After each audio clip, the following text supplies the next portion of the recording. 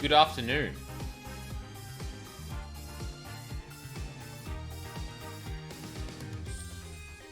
Guess who left his phone at his desk and didn't have it ring its alarm right next to his head, and therefore sleep in for 3 extra hours?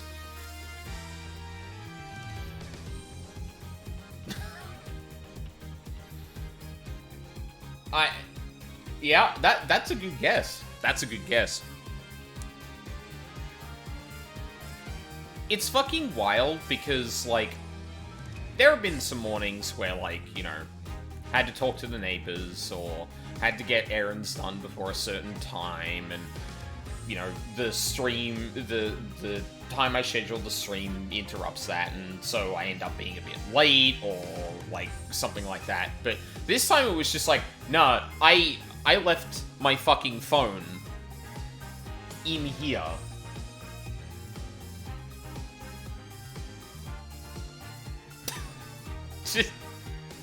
That's it. Like, it's the stupidest reason for being late, but it's just like, yeah, no, I went to sleep. Fucking incredible. Hello, Mina. Hello, Orphe. I'm Eepy. Evidently so. Yeah. Oop, forgot my alarm clock in the other room. Yeah, like, it's actually kind of remarkable because, like, you know, most mornings when I'm actually, like, late, I've set my alarm, I go to sleep, I wake up, and, like, you know, it might be that, well, thank you for the follow, Money Chan. It might be that I, you know, stayed up a little too late, or it might be that I have, had to do something for stream or something like that. No, this time I just misplaced my phone, and that caused me to sleep in for 3 hours. Well, more than 3 hours, because, like, the stream should have started 3 hours ago. Realistically, I should have woken up, like, 4 hours ago or something like that, but... yeah. And it happens. It does happen, but at the same time, also, like, I see some messages from Mina, like, hey, is everything okay? Are we still on? And meanwhile, evidently, my fucking sleepy ass is just, like...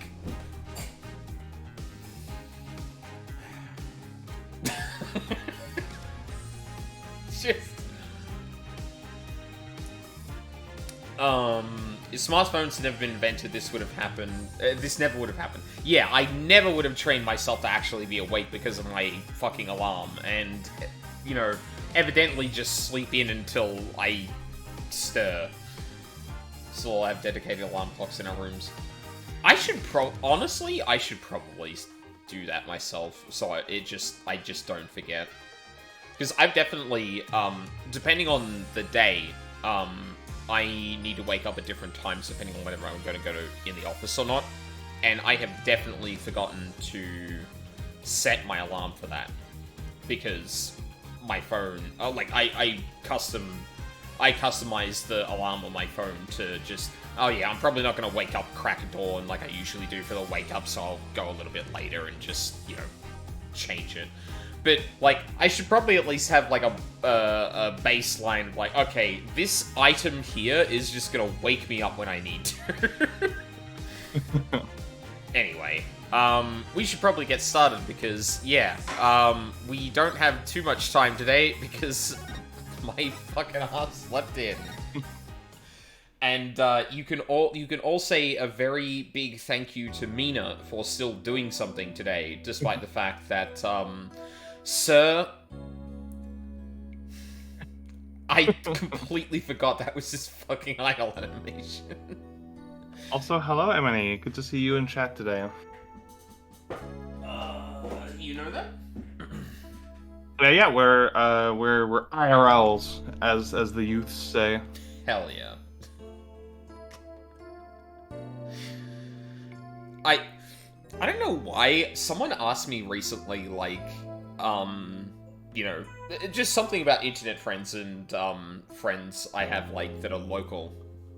And for some reason, I actually really had a hard time saying anything other than like real life, and they were like, "Are you good?" And I'm just like, "No."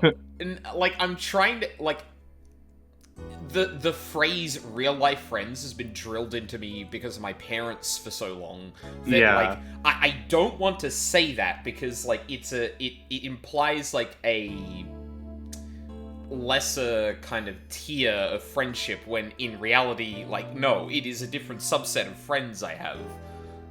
Yeah, I think online and offline works perfectly fine for that purpose. I think. Yeah, which is what I ended up going with. But like on the spot, I was just like I caught myself almost saying real life friends, and I was like, okay, no, I don't want to say that. What's a better way to say it? And this person who clearly, yeah, little gay friends. The gay people in my phone. Yeah, absolutely. um, yeah, it's one of those things where like I caught myself and I'm trying to workshop in my head like, oh shit, think of something else to say, and this person who clearly has never had to think about that in their life is just like, are you good? But like, are you sure you consider them friends? I'm just like, no, no, no. I don't want to use a condescending term for that. You don't understand. It's a very fun thing to have to try and explain to a person who is very offline, ultimately. Absolutely. All right. Did I just... Nope.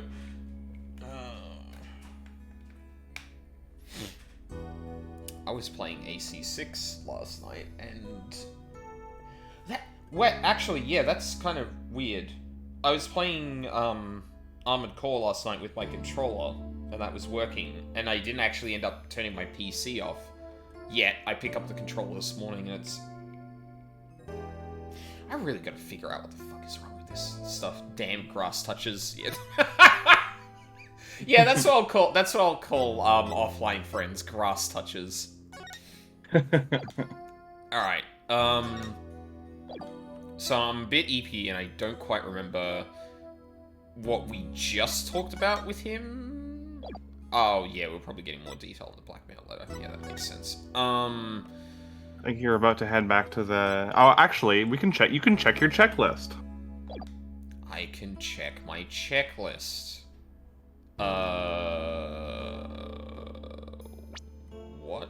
Where is my checklist? Open your court record. It's the little check mark right down there. Yeah, yeah. Oh my god, I love this thing already. It even tells me to show... This is incredible. This is... And also, the best time to actually... I thought you meant Ace Combat at first? No. I should play Ace Combat at some point. From what I hear, like, it is as anime in some respects as, Armored Core, but, like, just... either more hype or less hype, depending on whether you get, like, hype about planes. Because, yeah, like, in Armored Core, it is very, like, hyper-fighting, robots, whereas Ace Combat is, like, plane, aerial combat simulator. Actually, wait, does that actually tell me where? No. Doesn't tell me where. I think we last saw her Yokai Lane, but this is a different day? Oh, maybe I'm right.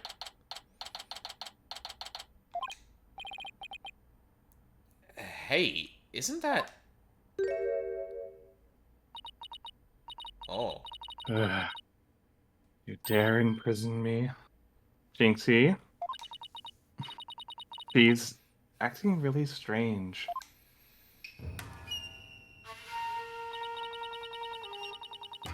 That loathsome, no-good Nine-Tails Fox. He shall know the terror that is mine in despair. You shall pay. Oh, you shall pay dearly. All of you. Jinxie, are you alright?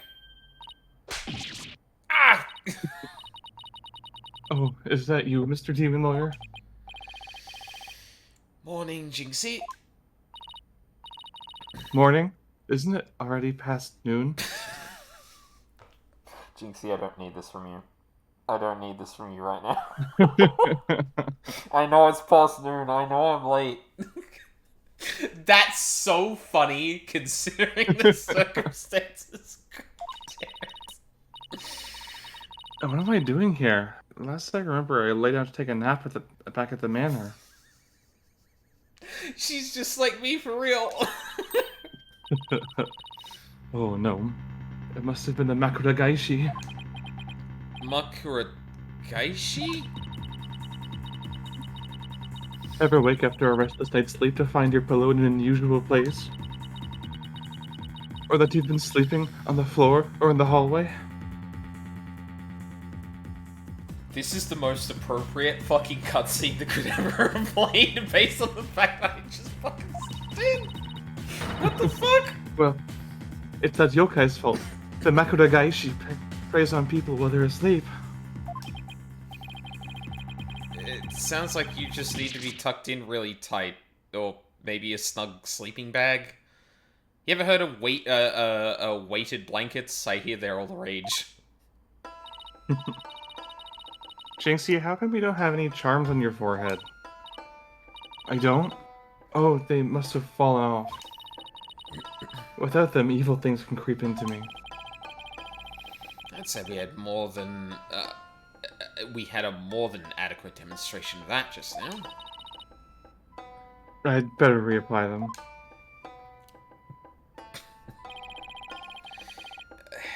Jinxie, there's something we wanted to ask you. There was something I wanted to tell you, too. I remembered something else. You did? What was it?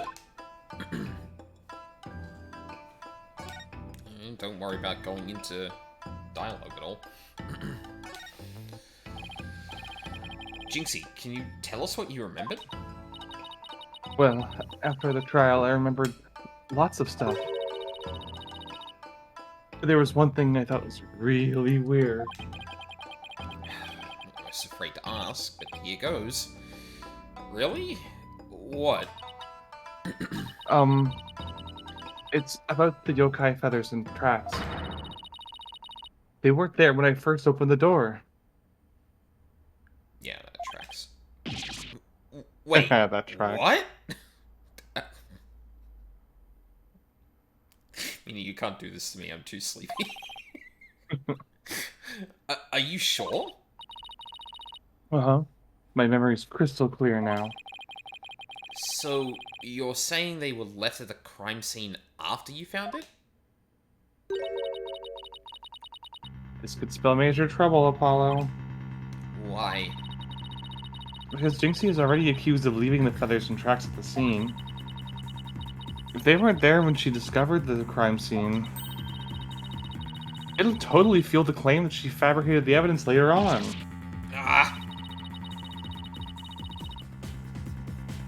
Jinxie's fuzzy memory of the whole incident is really working against us. The prosecution will probably say she doesn't remember planting the evidence. Good luck rebutting that. Oh, man. This is not good. I sure hope she didn't plant the evidence while she was sleepwalking or something.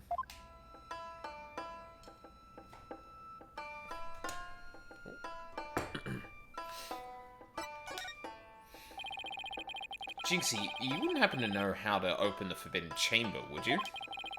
That door doesn't even have a keyhole. Well, it's supposed to have a secret mechanism. They say you have to figure it out before the keyhole will appear. A secret mechanism? Really? Uh-huh. It's hidden in the Fox Chamber. But only Alderman Cubine knew what it was and how it worked. The Alderman of Nine Tails Vale sure loved his secrets. Apollo, let's go see if we can find that secret mechanism. Whoa! Slow down. There's something else I need to ask about. She just sprinted off. Yep. Yeah, no, of course. Yeah, let's go do the thing. No, not now, Athena. We need to slow down the gameplay so the player can opt to do it. Jinxie, is there only one key to the Forbidden Chamber? Uh-huh. Even the Manor's Master Key won't open it. Yeah, that was a big question I had, actually. That's because it's a very special room that must never be opened. Guess that means nobody entered the Forbidden Chamber. Guess that means nobody entered the Forbidden Chamber after the murder. After all, we know Mayor Tenma took the key from the killer and swallowed it, so... So the mayor's efforts to keep the killer out of the Forbidden Chamber were not in vain.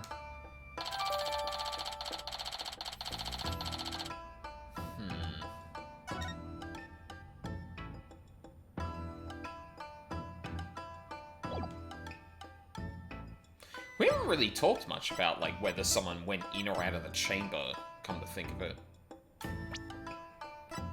But I get, like, yeah, obviously it hasn't come up to some degree. Hey.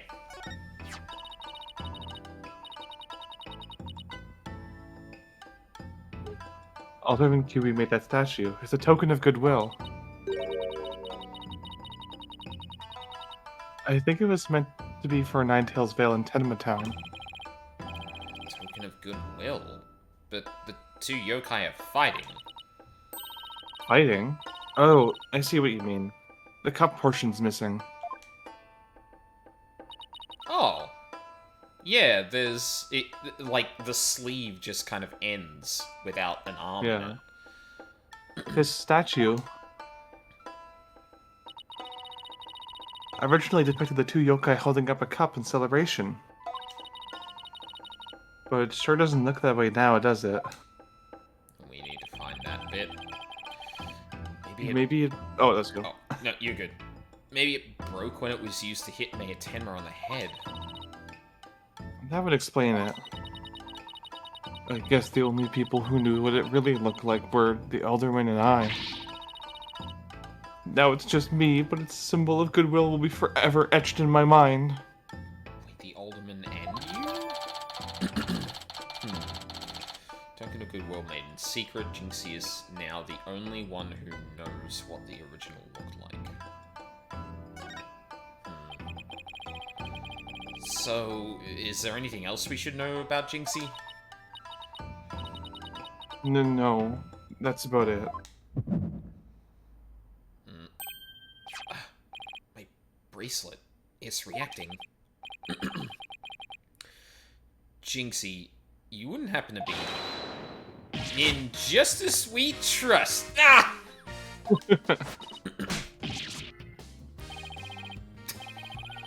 Ugh. Detective Fulbright, what are you doing here?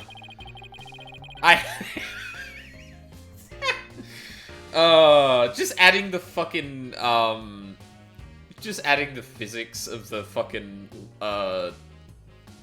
seal to his head. Very good. Yeah. I have business with this young lady, if you must know. Prosecutor Blackwell has asked me to question her. Question me? Sorry, not interested. Are you here to ask about that whole yokai affair?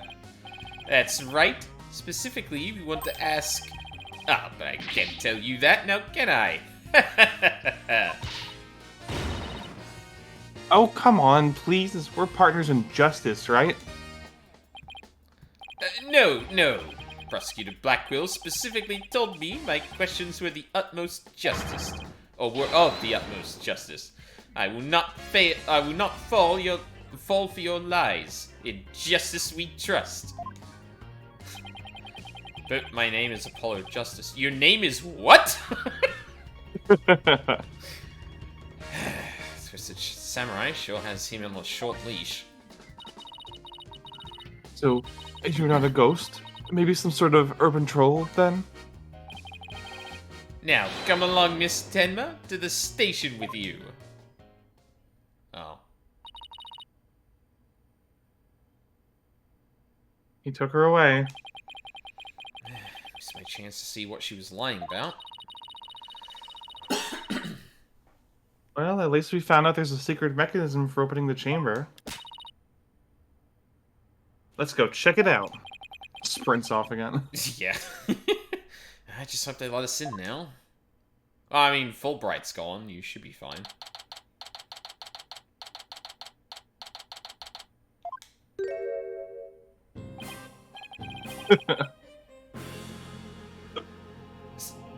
Sir? Of course he has blue hair and pronoun. God. Oh, you got there so faster than I did. I was still reeling for the fact that, like... No, he didn't have blue hair before, right? Hello, Luca. Hello. The EP got me. I'm so sorry.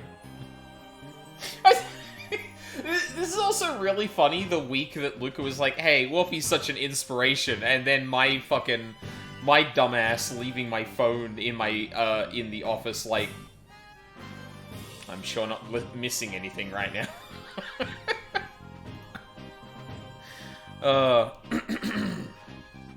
I gotta get my disgustingly opulent voice on.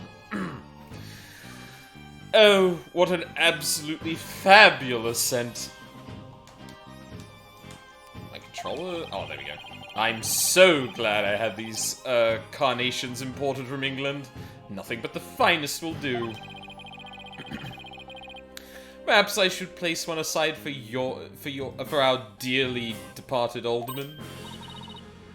Hey, it's Mr. LaBelle. Listen, you're streaming, which is much more than I would say in this situation. I suppose that's true, but you know what?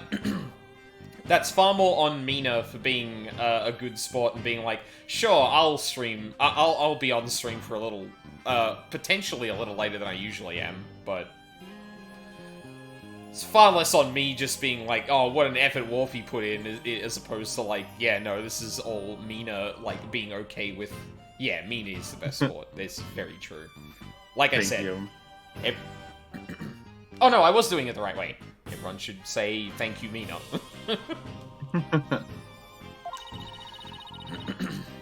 Apollo, let's ask him about you-know-what.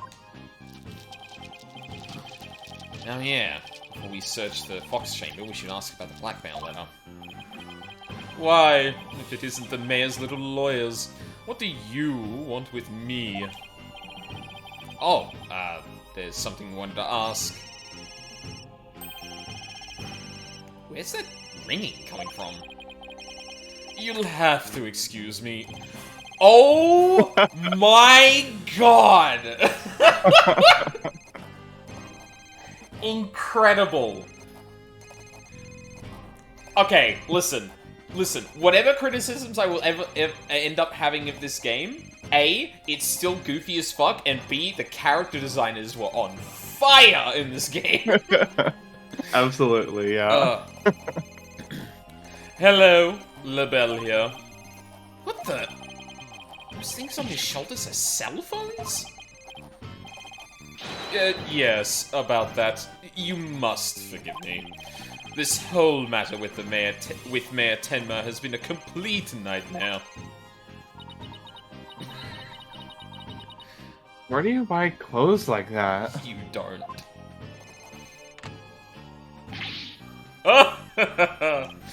Surprised? This is my own special design. It's the ultimate in functional beauty. Functional beauty? You sure about that? Looks a bit unwieldy to me. Ah! You simply don't have an eye for beauty. Having an eye for beauty means looking like this guy. I'd rather be blind. Fucking get him, Apollo. So, what do you want with me? And yes, I despise this man. Fucking rancid vibes. Both Jinxie and Mr. Filch say said they saw Tenmataro. But what about you, Mr. LaBelle? If you were... Ah! You were in the foyer. Why didn't you say that? Oh, very well. I admit it. That's right. I, Florent LaBelle, saw the demon Tenmataro. did see something. Then why did you lie about not seeing him? I was simply trying to protect dear little Jinxie. Protect Jinxie? What do you mean? Why, don't tell me you haven't heard of that strange little habit of hers. Which one are we talking about? The one where she wanders off around making mischief without knowing what she's doing. Rumor has it she's possessed by Tenmataro.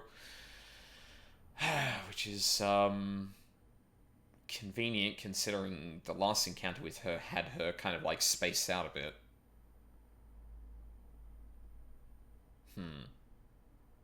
That's an interesting wrinkle. That one's new to me. Well, there you have it. Anytime you hear about Tenmataro... Anytime you hear about the Tenmataro sighting, little Jinxie should be your prime suspect. Tell us more about that rumor. Yippee. So, what was that rumor about Jinxie? They say she's possessed. Not all the time, of course. It hits suddenly, then she starts wandering around doing strange things.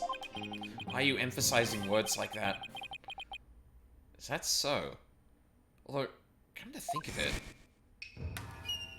Oh my god. You had to... Okay. Usually, I'm perfectly fine with the game reiterating stuff, but this is the one time, this may be the one of few times I will agree with Luca. This is dumb.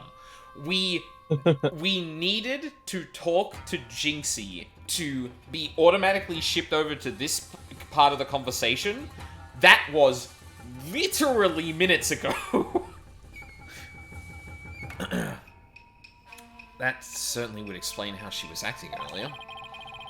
Once she even put on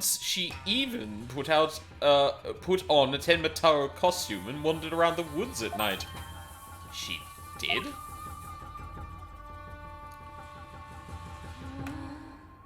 Oh.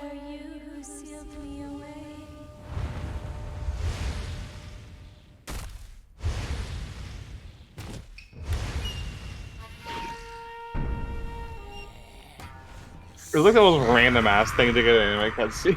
Yeah, that's... Like... Like, this is a daydream sequence from an unreliable narrator. Yeah, and, like, 100%. It's just like, yes, let's animate the bit where LaBelle, fucking slanders Jinxie about her just taking on the appearance of Tenmataro, and imply that was, like, a demonic transformation sequence on top of that. Wow. Although, like, on one hand, it does make for, like, good, trailer filler, in terms of, like, yes, we've animated this thing, which means we can put that in, like, a preview or something like that, of, like, ooh, is this woman Tenmataro? But, yeah, that, like, in context, it makes so much less sense, like, why did we animate this, of all things? I wish I'd never asked. Does she remember anything while she's possessed? Unfortunately, no. She doesn't seem to remember a thing about these episodes. Memory lost during possession. These episodes. I don't know what these neurodivergent people, I tell you. Come to think of it, her memory of the murder scene was quite fuzzy. So why do you keep emphasizing words like that? I suppose that, too, was caused by her possession. Then maybe... So you do understand. That whole yokai business was entirely of her own making. Now, wait a minute. That yokai evidence wasn't there until after she discovered the crime scene. Did Did she leave those black feathers and strange tracks there for herself? Apollo, let's ask Mayor Tenma about Jinxie's episodes next time we talk with him. I wonder if it's maybe that they did the cutscene and then did a revision on the script in the case that made the cutscene relevant, but still wanted to use it somehow. Yeah, like, you... At the very least, you would have had to, in the development process, get that kind of approved earlier on. So, like, I would believe that you could have changes in the direction of the case that would have led to that.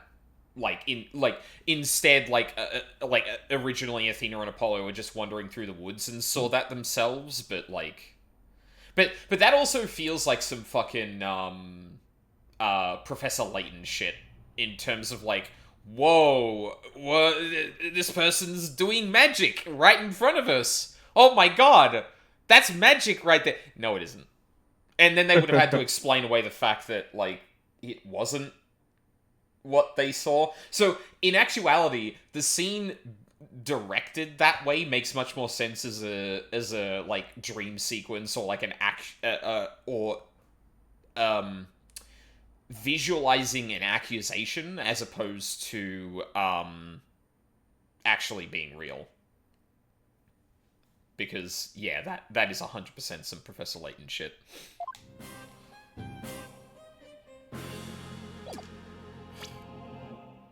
Why is your hair blue? Athena punches Apollo. You can't just ask people why they have blue hair. What are you gonna ask him next? Why he has pronouns? Come on, Apollo.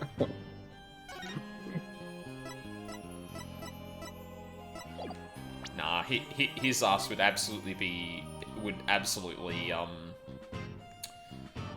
look down on people who are specifying their pronouns. I get so much fucking self-hating bigot from this man. I don't know why.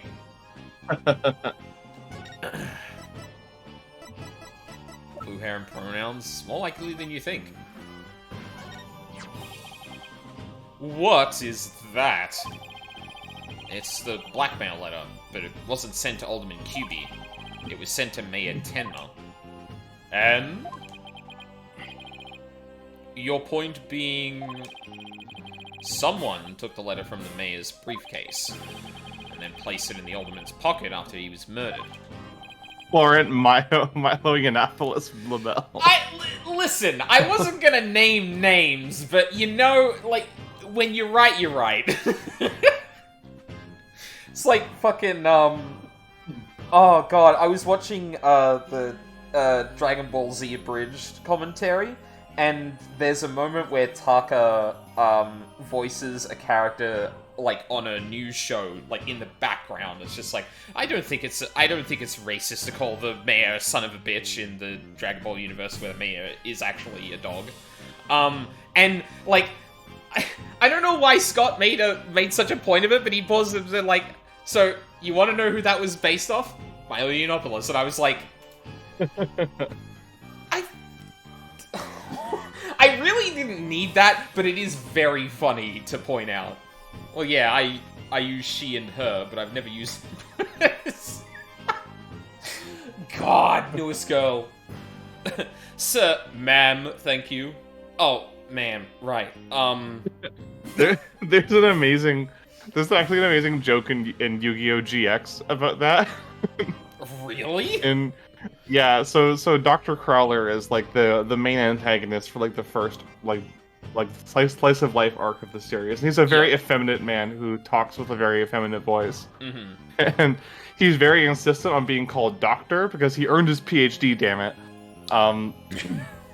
So this guy comes, like this man in black who's like trying to give him important information, comes up to him and says, "Mr. Crowler, sir," and he goes, "I'll have you know it's not Mr. Crowler," and he goes, "Sorry, Miss Crowler."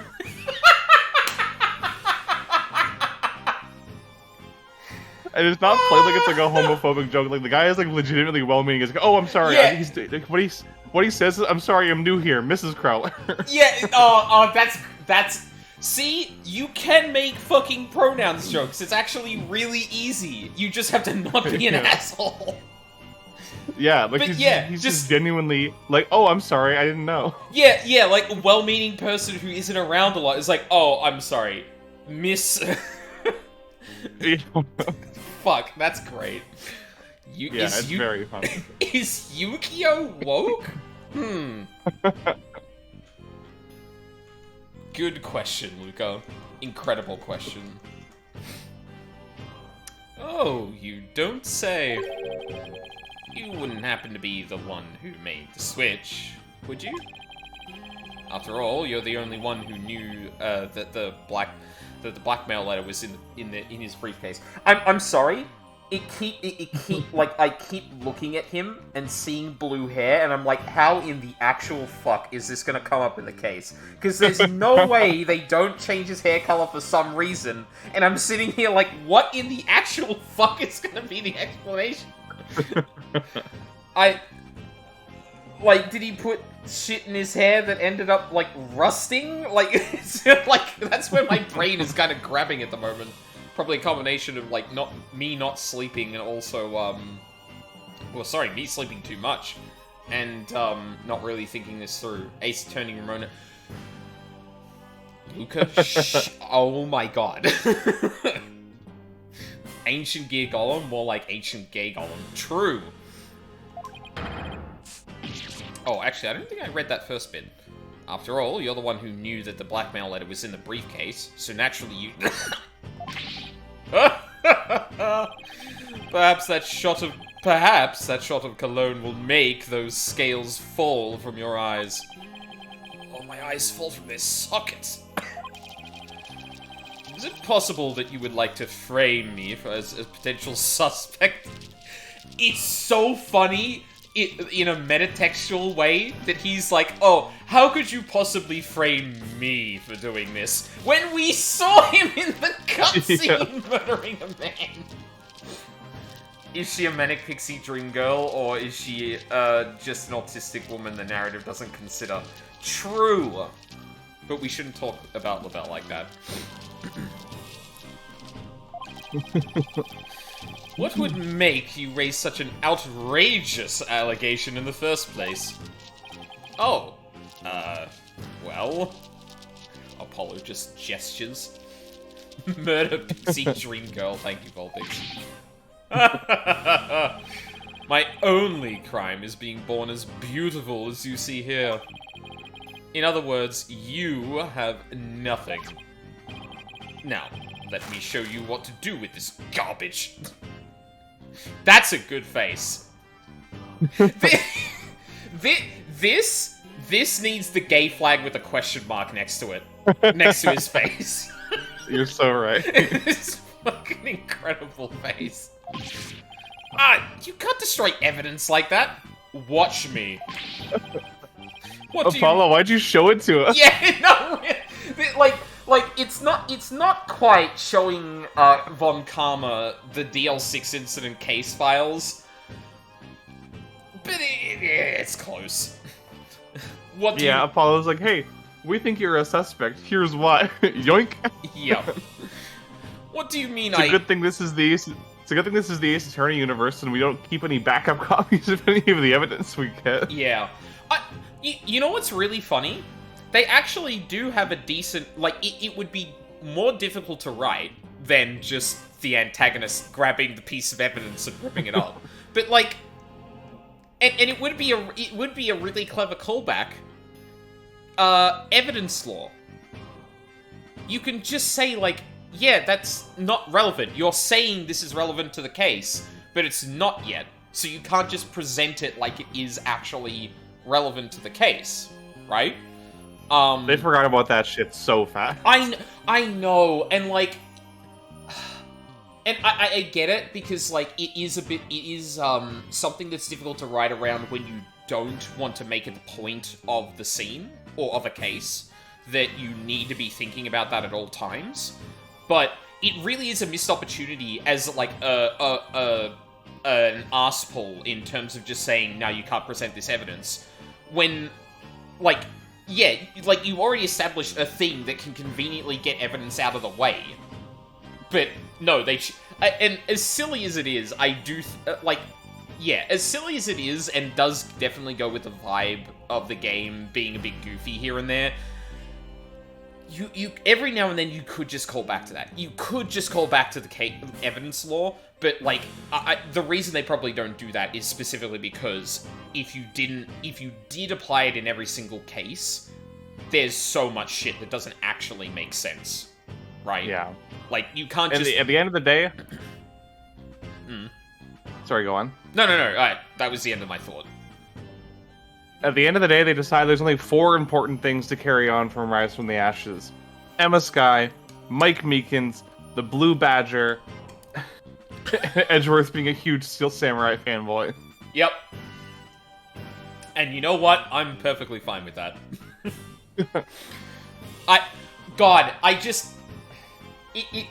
If we never see Emma again, it's a real missed opportunity to not put her in the same room as Fulbright and have her just, like,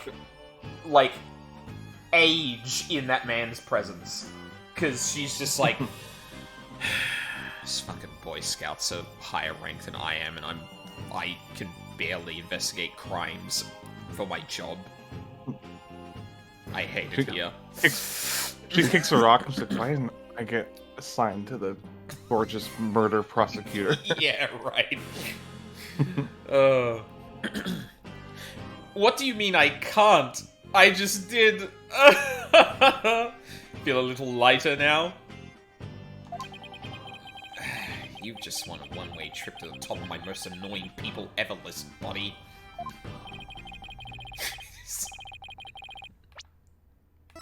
Is that in the notebook? No, it isn't. God damn it.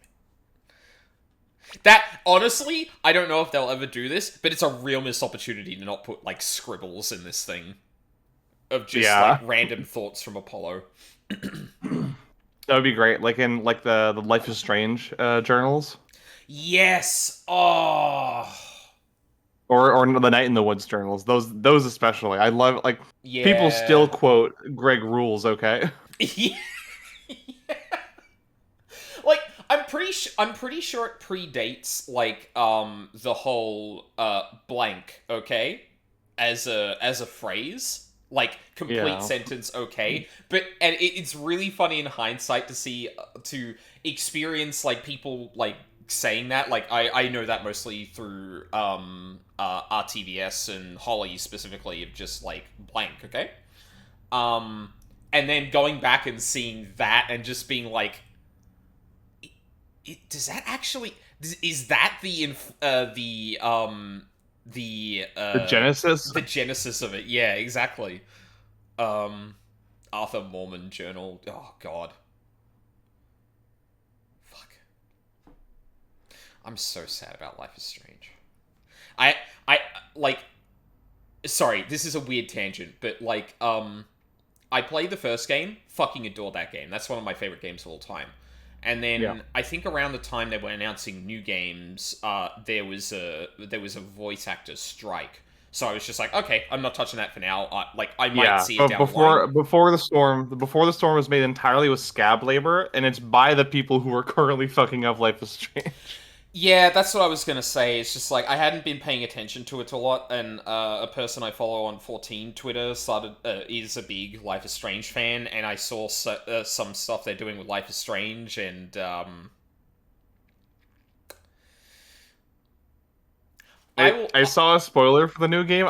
My jaw hit the floor. I cannot believe how much they missed the point of the original with this new one. I will say this. Whatever you end up doing with a prospective relationship with Chloe and Max is far more interesting than anything you can do post that happening.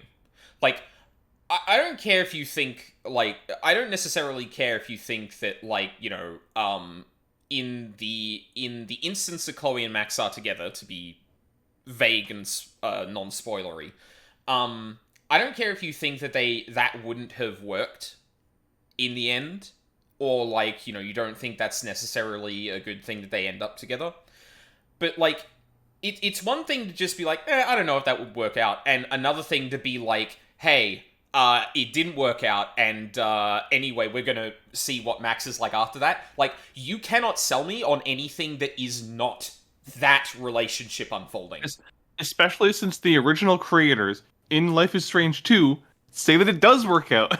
Like, that is the authorial intent. There are comics for Life is Strange where, and I'm gonna try and be as the least spoilery as I can, where Chloe is not sure if Max will ever appear in her life again, and she is building a fucking house for the two of them. Like, even if you think that that doesn't work out at the end, I would much rather stare in horror at that situation unfolding than whatever bullshit you're trying to justify as a result of them, like, not being together. Like, it really feels like a Mass Effect thing, where they're trying to cater for the choices, but ultimately, like, the choice at the end of Life is Strange is so divergent from one another, and Innuendo Studios, Ian, has a fucking fantastic video on how, like, the whole point of the story, and the fact that, like, there is a choice at the end that, like, acknowledges either side of the story and is so fucking divergent from one another. But, like, trying to, like, it's a trap. If you're trying to write a story with Max and Chloe, or even just Max, post Life is Strange 1, you are being tricked. There is no way to write that story that isn't either acknowledging that those two choices exist and not, like, accounting for the fact that it would cause more chaos. Trying to make them converge on this single point of, like, well, Max is single now because either A happens or B happens, is the fucking... It's so bad. It's such awful fucking logic to try and justify that story. It's giving big Pacific Rim Uprising vibes in terms of, like, you're taking a very personal work made by very dedicated artists who made something that's a bit clumsy but has a ton of heart and has, like, passion oozing from every pore, and you stripped away all of that and built a Terminator skeleton on its body, shiny and chrome and sleek but soulless. Yeah. And that's what you're selling to us now. Like, I've seen people speculate about it, and obviously, like, a lot of it is just speculation and not actually proven. But one person in particular was talking about, like, how there was, particularly when it comes to Chloe's voice actor, because I think she was in Life is Strange 1 and didn't appear in any of the other games because of the she was voice actor strike. Ashley Birch, she was in the first game, didn't appear in Before the Storm because all of the voice actors got replaced with scab labor. And then Chloe has not physically appeared in any game since then. Like, Max and Chloe are referenced in one possible route of Life is Strange 2.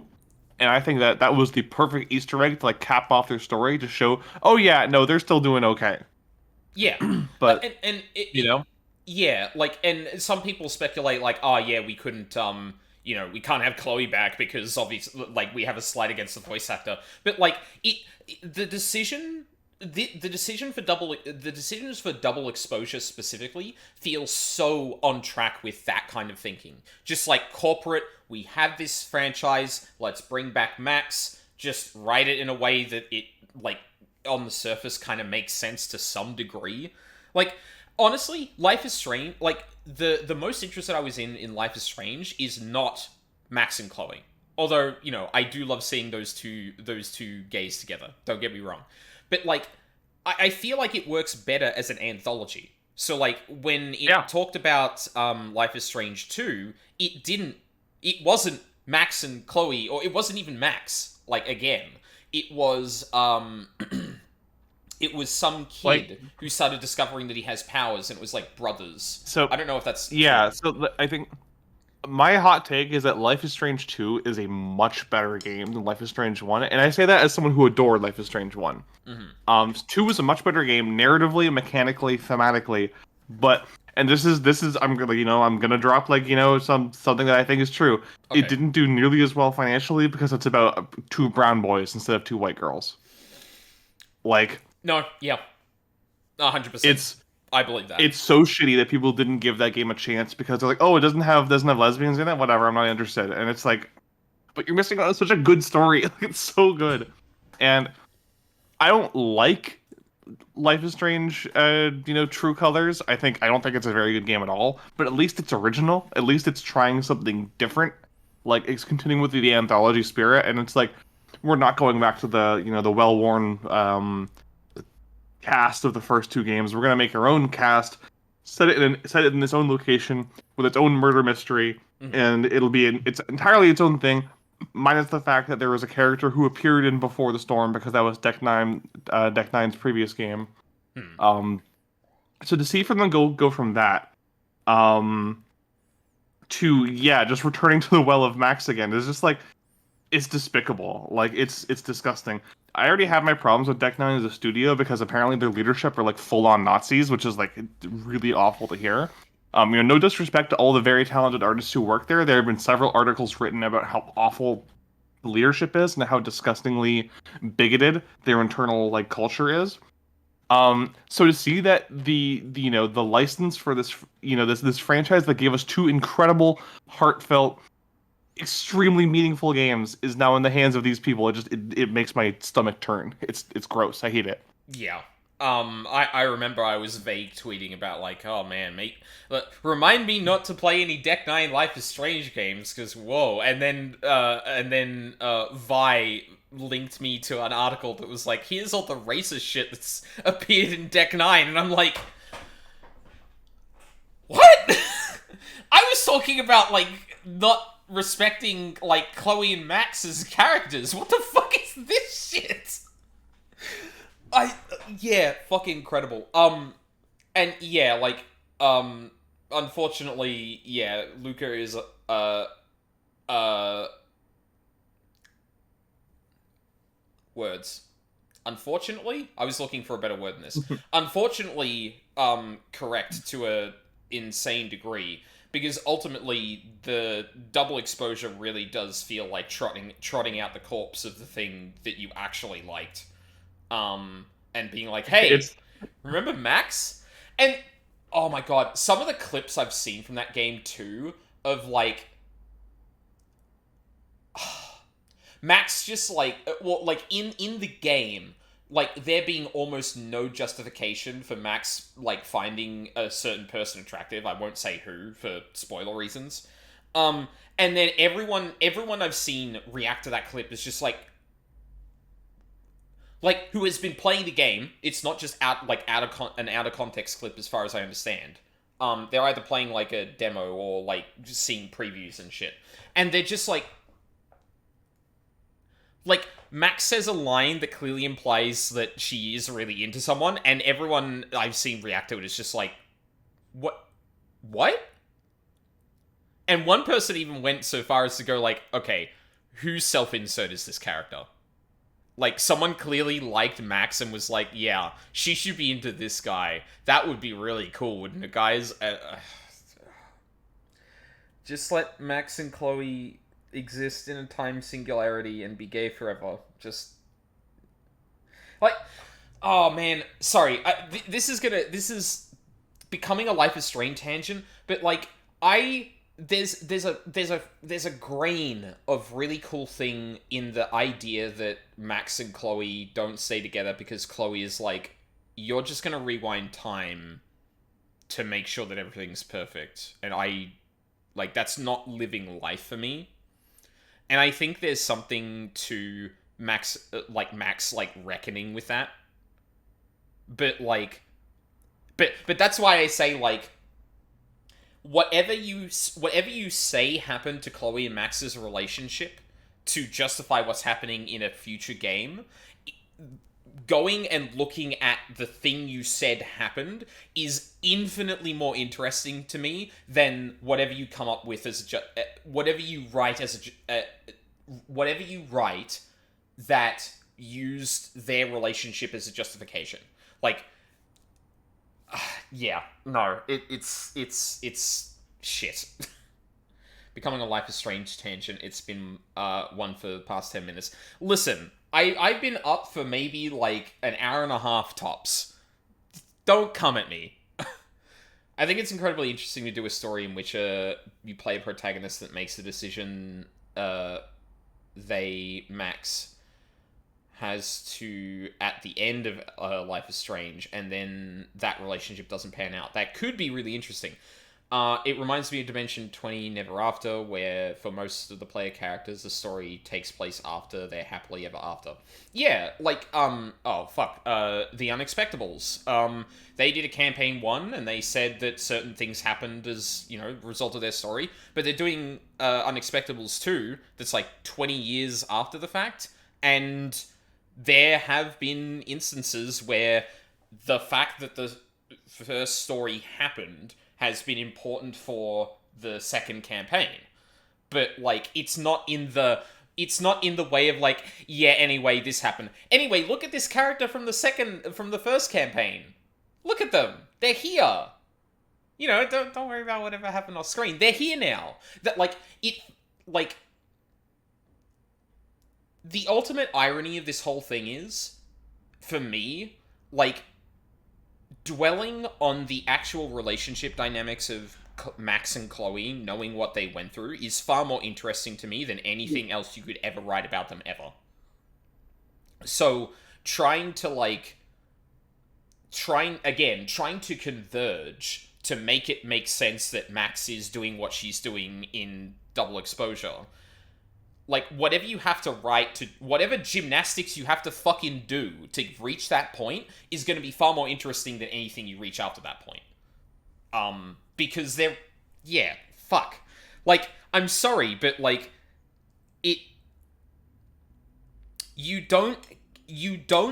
Max does not... The version of Life is Strange where Max makes the decision at the end of the game that she does to make sure that she's still with Chloe does not end in them breaking up. Like, I don't care if, like, it's, you know, I don't care, like, you could write it in a way that it becomes, like, really tragic, and I'd rather, like, see that dwelling on it. But if you're gonna skip past it, there's no fucking justification you can make that makes it make sense that those two are not together anymore. Like, it's fucking insane. Time God Max said, nah, I want Chloe, though. And then you're telling me, it didn't work out in the end. Yeah. Fuck me. Like, the things they went through for that, you're telling me it didn't work out? I was like, fuck off. Yeah. And the funny thing is, I don't think you have to make it... Again, sorry, I've said this like 3 times now, but, like, you don't have to make it be a happy ending. But, like, if it wasn't a happy ending, I'd much rather stare in horror at that relationship breaking down than whatever the fuck you're gonna do in Double Exposure. Like, I'm sorry. Yeah, like, for them to be together and they have to live with some really heavy shit forever. Yeah, Luca, I don't know if you heard it necessarily, but, like, there's comics of Life is Strange where Chloe is literally building a house for herself and Max, and she doesn't know if Max is ever going to appear in her life again. For reasons I hope are relatively obvious. Like, that woman built a building for them two, and you're gonna try and justify to me that those two broke up? Fuck off. Oh, no. Broke up off screen. Fuck you. Broke up? Fine. I want to stare at that horror. Broke up off screen? Go fuck out of my face with that. Anyway. Sorry, it's this man's blue hair and pronouns that got me on the Life is Strange thing, clearly. Yeah, it being off screen is what sucks the most. Yes, 100%. Like, I will be the first to admit, I fucking love tragedy. I love, honestly? Okay, sorry. You could do a Harry Dubois with Max. You could make it so that Chloe is the one that got away for reasons that are entirely because of the game mechanics, and I would adore that. I would adore Max being crushed by the idea that Chloe walked away because of her powers and stuff like that. I would eat that shit up. But that's not gonna be what the game is about. 100%. Because they're trying to justify that, like, that is the fact that Chloe broke up with Max, or they broke up at all, is a footnote in the actual game. And that's not what I want. I want to stare at that footnote and nothing but that. Imagine if games could be good. Yeah. Yeah. Well, I can see it now, because it's just like, see you tomorrow, Max. And if you play Disco Elysium, you know. Like, that one line would completely crush me, and I would fucking adore it. It's not what's gonna happen, though. That would require a modicum of creativity and clever writing, and everything I've seen of Life is Strange Two Colors and Life is Strange Double Exposure shows that Deck 9, or at least the creatives responsible for making the big decisions at Deck 9, are not capable of that level of creative thought. Not only that, but, like, there's also been a fair few people, like, leaving the studio too, so there hasn't been, like, kind of like a consistent vision from the people that are actually working on the game as opposed to the people that are kind of overseeing it, from what I understand as well. So, like, yeah. I really like video games, but I hate that video games are a business. Because it does shit like this. Love video games, hate the people who make them. No, not even... No. The companies that make them, rather. Yeah. I hate the companies that exist to make the video games happen. Anyway, look forward to the 5 Disco Elysium successors. Spiritual successors. Yeah. Which, to be fair, Disco Elysium happening and then the studio splintering into 5 different groups that are like, nah, we're the real Disco Elysium is like... That's so appropriate, but I fucking hate that we live in this reality. Anyway. Are we done with your silly conversation now? I'm We've been staring at this screen, having the fucking aside, and Labella's like, hello, I have places to be. Disco Elysium truly is the Bioshock of our time.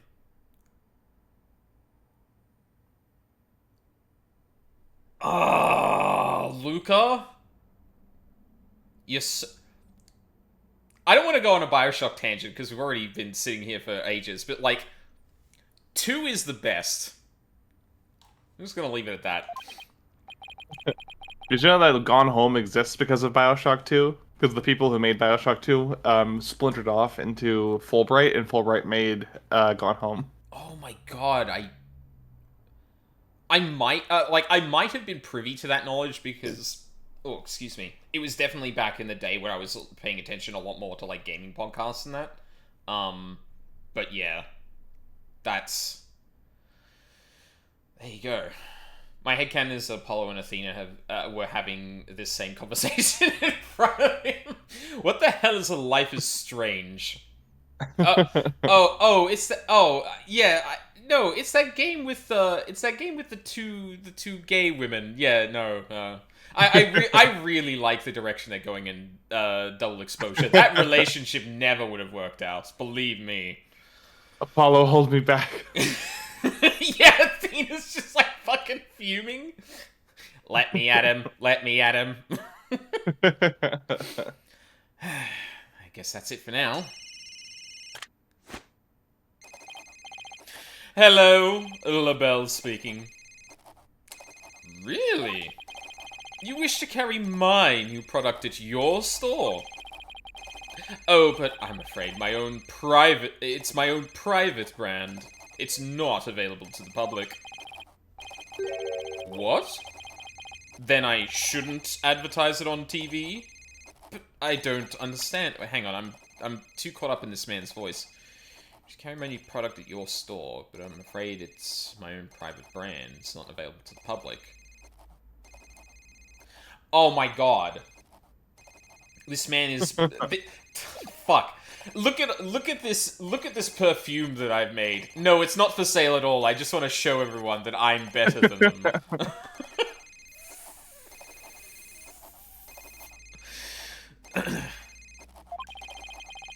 As the embodiment of beauty, it is my duty to announce my good looks to the world. Stop the bus. I'm getting off. Everyone wants my exclusive Je suis le Belle brand products.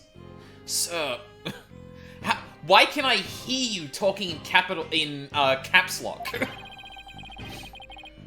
It's the crown jewel of my collection, born of my long, relentless pursuit of beauty. But now that it's become so popular, it's been an absolute nightmare. You don't say.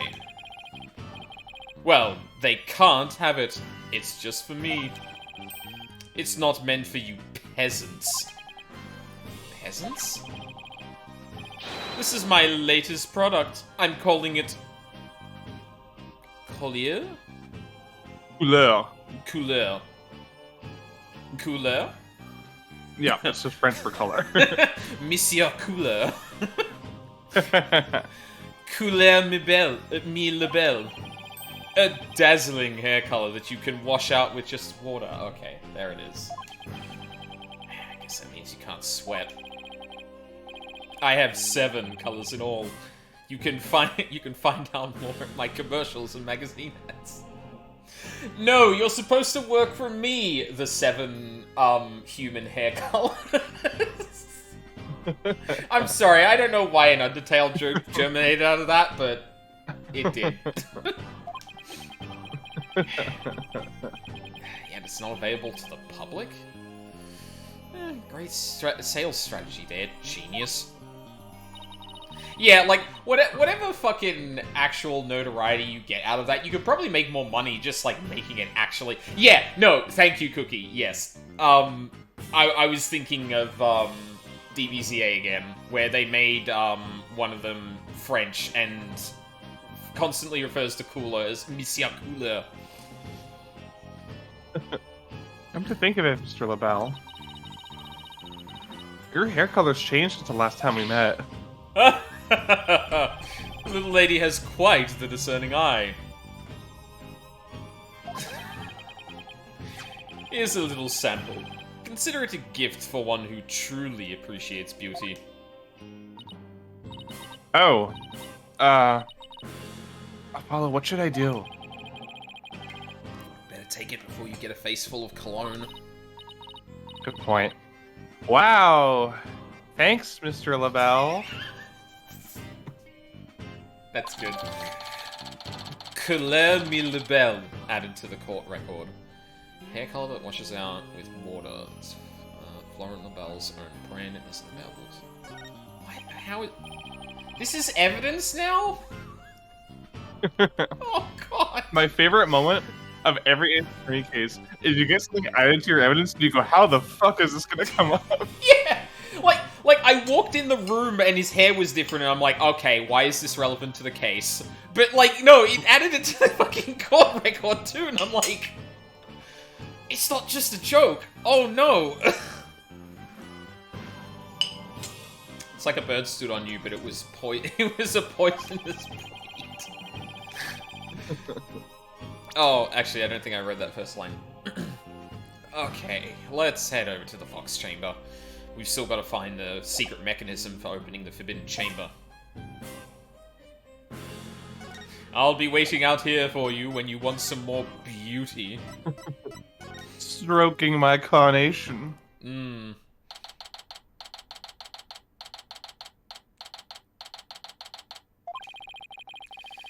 Okay, let's find that secret mechanism for opening the Forbidden Chamber. Ooh, this is so exciting.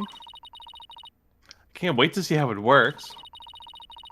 Do you really think the killer entered the Forbidden Chamber? We'll just have to open it to find out. We should also see if there's anywhere the killer could have hidden this room. Okay, let's get started. Apurete, Apollo, apurete.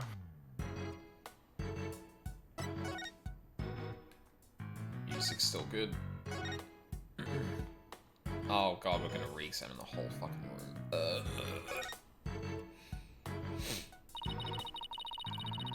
I just remember this mystery novel I once read. The murder occurred in a locked room. Fuck. Athena just going on random tangents is so fucking good. I said it before, but like, this character really reminds me of my previous housemate, which is, oh god. Like, it's so spot on of, like, yeah, autistic, tall, lanky woman. It's kind of crazy. And the perpetrator made sure to hide behind the room's door when it was opened. Hey, Apollo, have you heard of a locked room murder mystery? Yeah, exactly. Then, when no one was looking, he made his escape. That's what I'm saying! They wouldn't let me make that argument in court, though. It's so lame. I have a trick, but it would have been impossible in this case. See this broken Tanuki statue here? Oh! No, it was the other way around. Because I'm thinking like, oh, they knocked over the Tanuki statue. No. They moved the other Tanuki statue, and the fact that the doors were crashed open is going to be important, I think. Like, Jinxie barges into the room in such a way that it breaks the statues, but one of them doesn't break, and it wouldn't make sense for them not to be in the same place relative to the door. Big brain. I can't wait for this to be entirely wrong. See this broken... Quick maths. Exactly. See this broken Tanuki statue here? I simulated the physics in my brain, because I'm so big-brained. Door must have banged into it when it was opened. Oh, I get it. The killer couldn't have been there because of the statue. Good. Two foxes standing back to back, depicted on this elegant folding screen. Just a bit of Kristoff coming out in Apollo. Does this have something to do with the keyhole? Wait a minute. Two foxes. There are two fox statues in front of the forbidden chamber as well. Oh. Maybe the keyhole will appear if we do something to this folding screen. But I don't see anything unusual about it. Well, it does have two foxes on it, and there are two fox statues in front of the door. Maybe there's a clue somewhere in this room. Just turn the whole place upside down. She's as excited as a kid in a candy store. 12 years ago... Cookie, you already did this bit. Skip.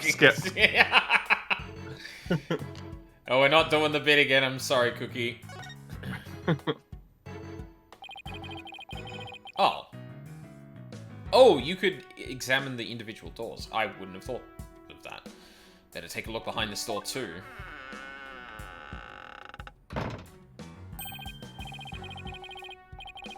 Oh. Huh. Yeah, so the statue... Oh. Huh.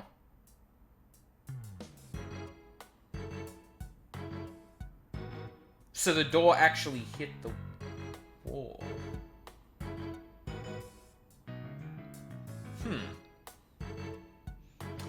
I was wrong. I called it. I can't wait to be incredibly wrong about that, and yeah, I think I actually was. But I guess that means that the...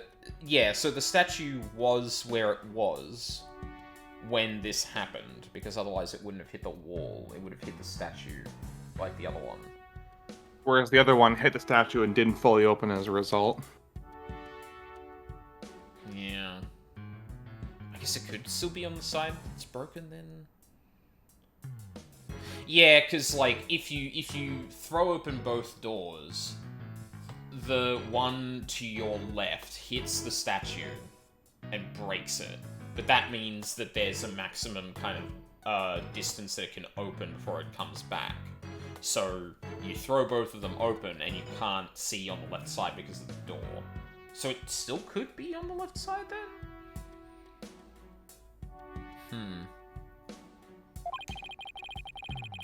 That wouldn't have happened if the killer had been hiding there. Right. I guess that rolls out the old hide behind the door trick.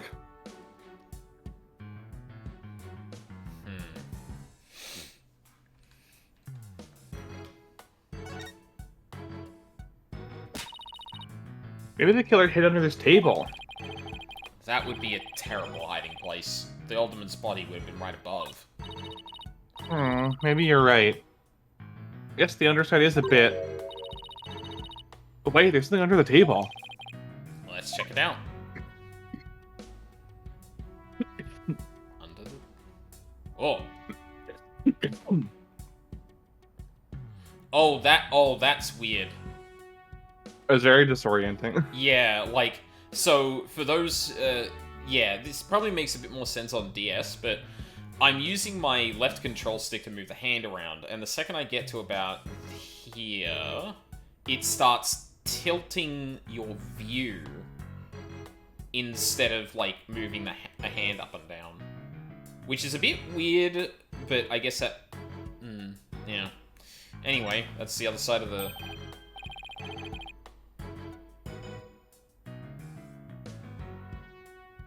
Huh. Hey, look, there's something down there. Down here. It looks like a It looks piece... like a piece... Oh, sorry, that's Athena. Yep. It's alright. It looks like a piece of something. Only question is, a piece of what? Oh, I know. It might be a piece of this statue. Remember what Jinxie said? The statue originally depicted two yokai holding up a cup. It was a symbol of goodwill. So this piece broke off and rolled under the table?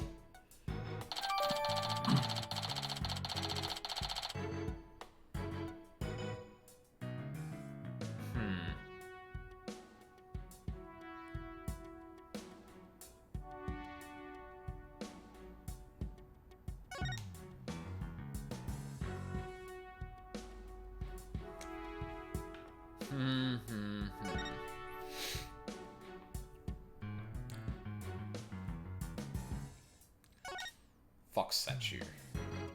There's a carving of the nine-tailed fox over the door, and there's a... Oh, excuse me. There's a carving of the nine-tailed fox over the door, and statues of him on either side.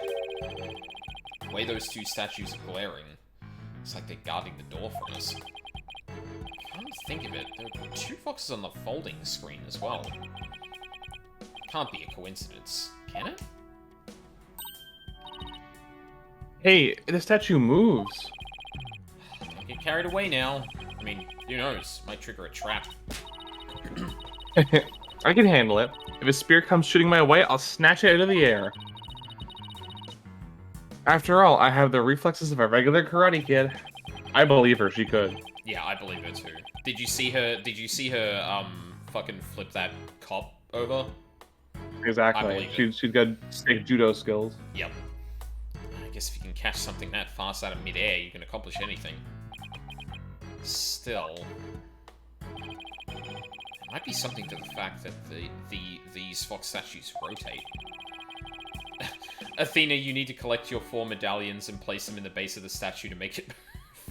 God. Maybe there's something around here that shows the position they should be in. Weird that, it doesn't let me... I don't think we'll find anything else on this chair. Cool! Okay. Look at all these feathers. And bloody tracks, too. Then we have Jinxie and Mr. Filch's eyewitness reports. And a newspaper photo. Yokai's definitely not the shy type, that's for sure. I still find it hilarious that I feel like I concluded what must have happened with this, and the game is holding it over us like, oh, I wonder if Tenmataro flew out of the... Come on. It's quite silly. This is bad. Man, Tenma is scary enough without people thinking he's a yokai. I love his big air gropes. Still no keyhole, huh? Yeah, and the door won't budge, just like those spiky bangs of yours. Well, all it takes is some water, but I don't think that would work on the door.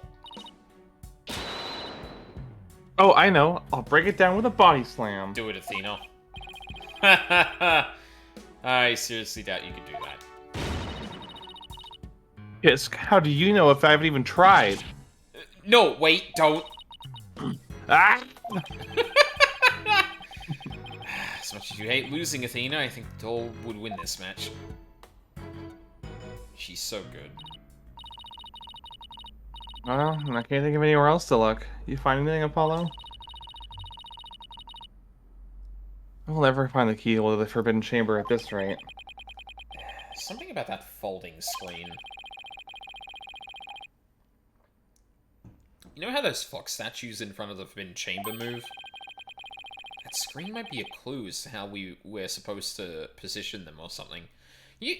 Apollo, you think they just leave a clue like that in the room of the thing that they're trying to keep secret? You really think they do that?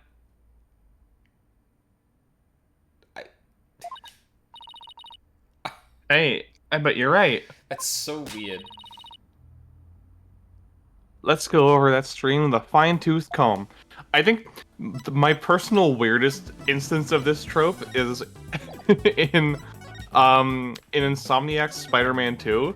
When at one point you visit like the lizard's home, and he has like his secret lizard research locked up in an underground lab that has like a complex password to get in, and like, you know, ostensibly the reason you put a complex password in there is to prevent random people from walking in and stealing his life's research. Right. But he also left instructions on how to figure out the passcode on sticky notes around his house. So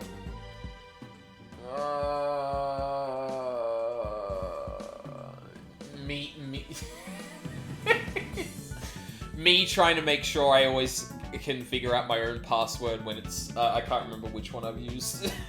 yeah, like it involves like playing certain notes on his daughter's like farm animal sound piano, and it's like that's a very like hyper specific thing to bind to your secret lab. Yeah, this man was designing a video game. Like, yes, if the player comes in here, I need to hide my password in such a way that they can actually figure it out. Yeah, and it's so weird because like the first game very eloquently sidestepped that issue by having there is one password of that nature in the game. It's in Norman Osborn's penthouse, and it is a date that is significant to him and only him. And the only reason you're able to unlock it is because you are friends with his son and you know what the date would be. Right. Yeah. But no, here it's just like, let me leave this elaborate clue for everyone to unlock my secret thing that I don't want anyone to unlock. Yeah, like Luca's right. It is entirely an escape room. Like it's so needlessly complicated. God. On closer inspection, I think there's more to the screen than meets the eye. Let's check every last inch of it. Oh. I can rotate the folding screen with the right stick. If I spot anything of interest, I can press A on it to inspect further. You can also zoom in and out with the Y and B buttons to get a better look. Now let's check every last inch of it. Hey, what's that? Hey, doesn't it look like the picture here has been cut off on both ends? Now that you mention it. Looks like there were supposed to be doors on both ends, but they didn't. But they're cut in half. Maybe those doors symbolize the Forbidden Chamber's door. Yeah, definitely feels like something significant. The question is, what? Also, this is I don't know why, but this feels like SMT music. Like I'm in a shop or something. Yeah, you're very right. Am I good? Am I good? That oh. Whoa. What? Oh.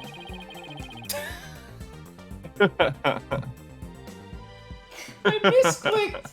And it's just like, nothing here.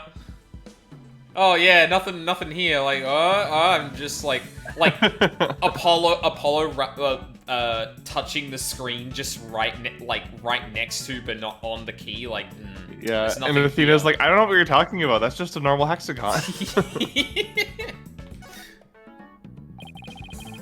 picture of a key. Shape looks awfully familiar. Oh, I know. It's shaped like the Forbidden Chambers key. We're definitely getting warmer. Okay, let's take an even closer look. Hang on. Is it still here? Yes, it is. Good. There we go. What's this? Looks like a keyhole or something. You think it could be the keyhole to the Forbidden Chamber? Wait, what about the key drawn on the end? What about the key drawn on the end of the screen? You think the two are related? Key in a keyhole. Ooh, I just got an idea. If we folded the screen up just right, the key and the keyhole should overlap. Hey, I think you're right. Let's give it a try.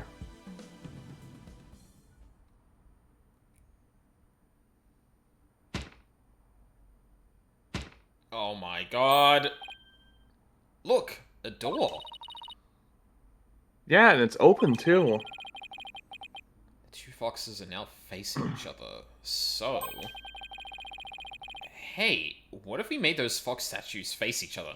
Okay, sorry, this is a really weird detail to nitpick, but like, okay, so the folding screen actually holds the secret to opening the door.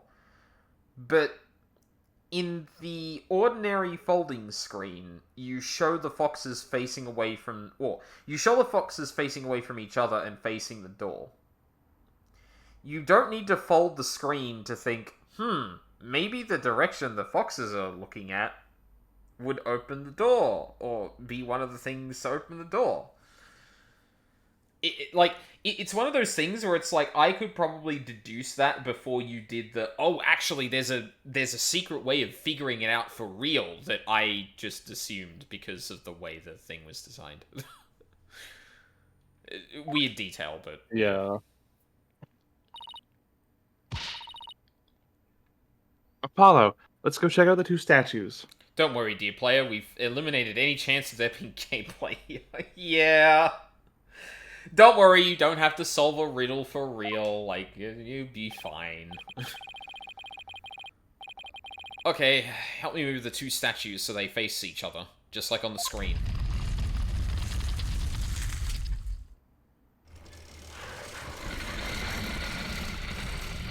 Like that's it? Really? I guess that's just the first layer of security, at least. This is true, yeah. You still need the key. Look. Of which there is only one. Yep. A lock appeared. Now we can use the key. Okay, here goes nothing. Another body. It worked. Time to see why this chamber's so forbidden. What secrets could it hold, I wonder?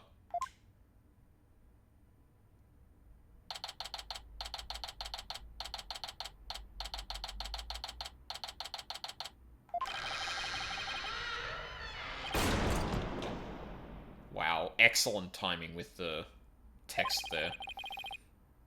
These doors need some serious oil. That was like nails on a chalkboard. Oh yeah, she's got really sensitive here. Right. Oh, right. Forgot about those super good ears of yours. You fucking kidding me? Dumbass. Bro! Oh, this is more incompetent than Red White, and that's saying something. Holy shit. Look, more feathers. Ah!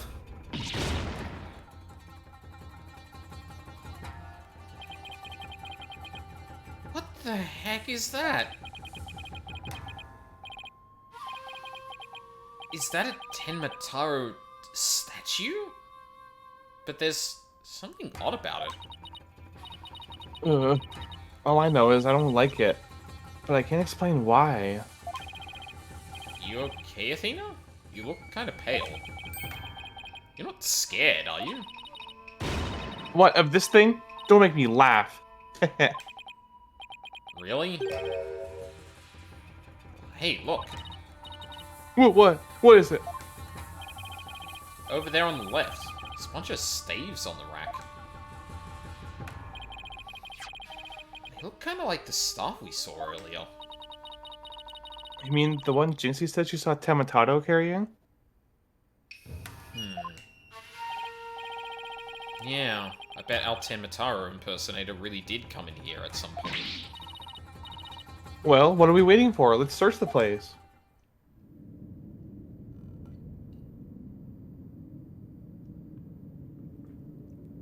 God, the fucking ambient noise here, Jesus. Yeah. I can't fucking believe that. That's insane. Like, I just, judging by your reaction to the fact that you moused over it and then looked away, I'm picturing Apollo looking at it and going, yeah, like, okay, we'll get to that last. It almost looks like a bat here, as opposed to a, well, if it weren't for the beak, I guess. Whoa, that's one big statue. Must be something like 15 feet tall. And look, this Tenmataro has a staff. Huh. Bin Tenmataro.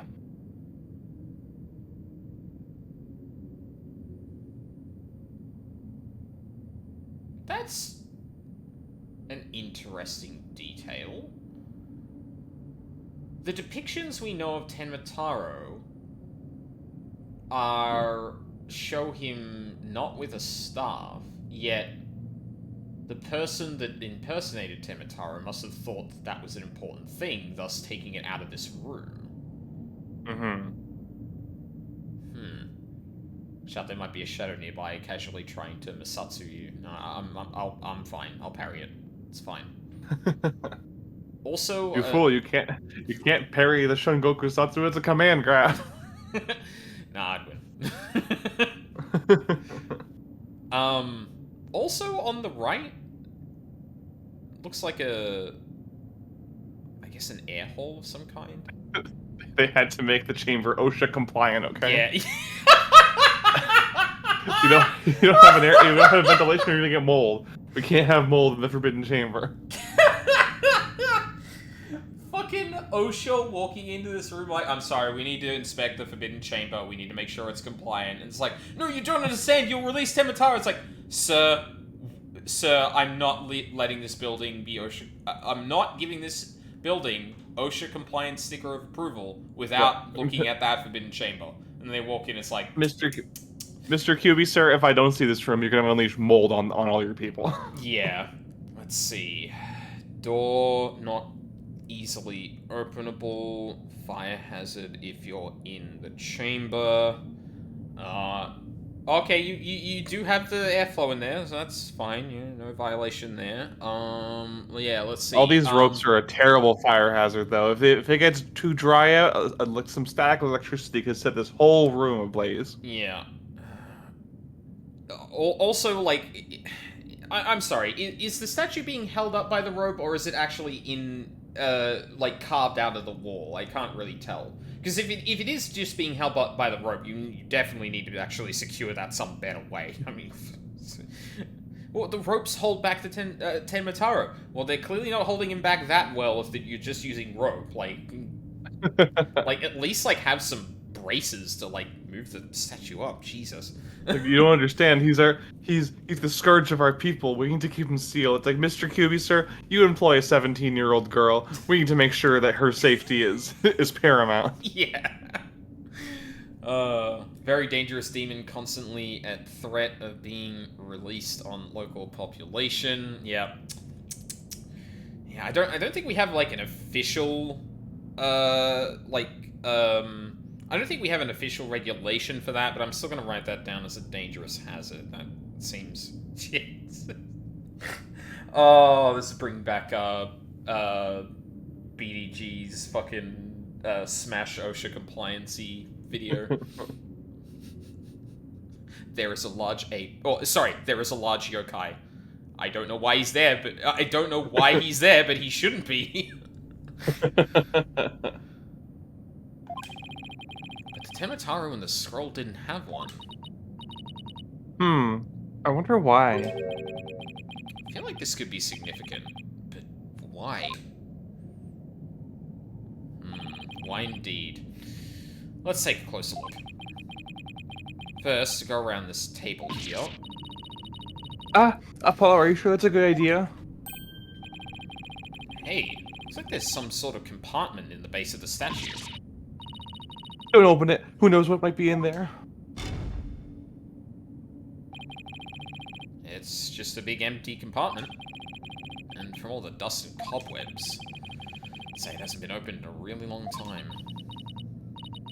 That's enough, Apollo. Let's shut it, and... Wait, there is something in here.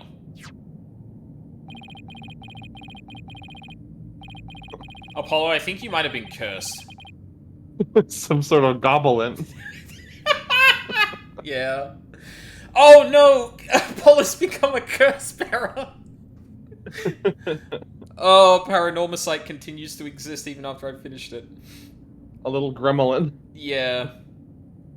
Looks like some sort of figure, but it's so dusty, I can't tell what it's supposed to be. I wonder what it's doing here.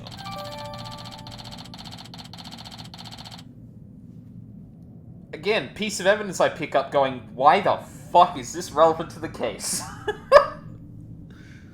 A figure that had been left inside the Temetaru statue. A thick layer of dust and dirt suggests it has been there for some time. How old, Charles? Huh. Well, I guess like the air duct, it hasn't been touched in a while.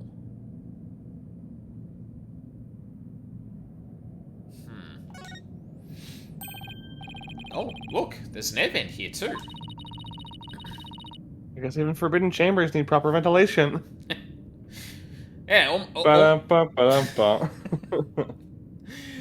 yeah, almost like someone had to actually, they were expecting people to actually enter the chamber or something. Wild, right? I don't think anyone could reach this one either. Yeah, there's nothing to stand on around here. I wonder where this vent leads. Well, the Fox Chambers vent didn't branch this way, so... Maybe it doesn't have anything to do with the case after all. And for that reason, it's the most important thing in this room. Looks like an old scroll. There's something drawn on it. Unless I'm mistaken, it looks like an old guy. Some sort of monk, maybe? Monk? What are you talking about? You know, people that take walks in the mountains as a form of spiritual training. Would that just be a hiker? Well, are you saying all the people that have been saying they want to go for hikes on Tinder are actually monks? God damn. Guy in this picture. Thanks for a second. They're violating their vows. Yeah. The guy in this picture doesn't look like he's doing this for fun, Athena. Oh, look, there's some yellow thing strapped to his back. Oh, we're reading it from right to left, too. Huh.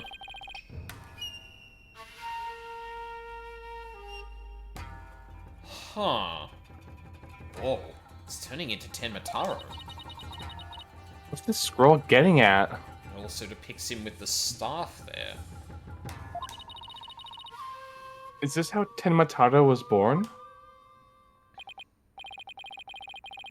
Well, whatever it is, it's definitely creepy. Apollo, is Tenmataro made of cheese?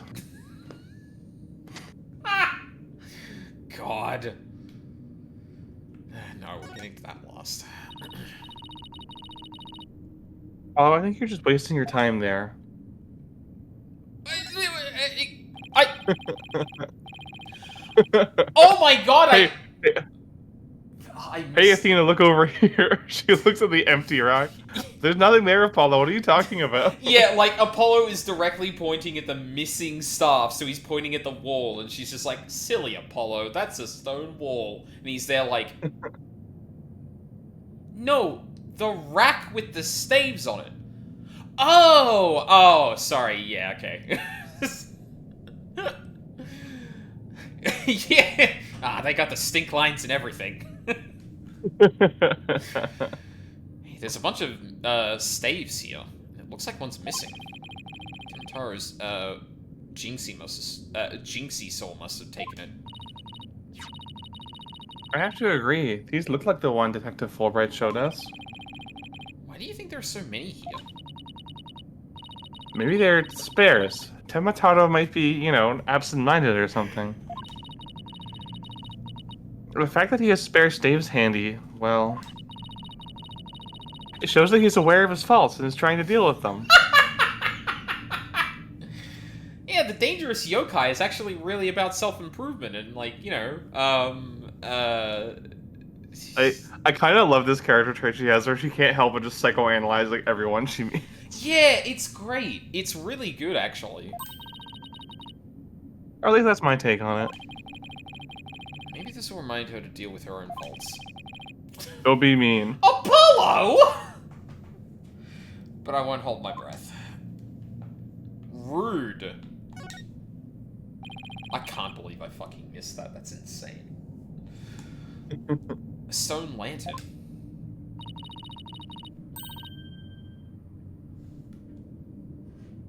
Like those Japanese garden lamps? Where's the switch? Lamps like these are lit by fire, not electricity, so there is no switch. Oh, here it is. That's like fucking that Vine, I think it is, of like oh god, I can't remember it entirely, but it's like dialing 911 into the microwave and the guy's like, "Nah, that's not gonna," and then you hear the dial tone going and he's like, "What?" It's like, silly Athena, there are no switches on. Found it. What? What? It was hidden out of sight.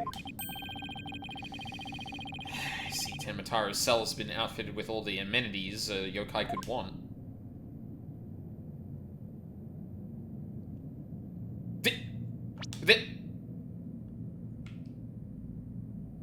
I can't tell. I can't tell if that was a joke or actually important to the case.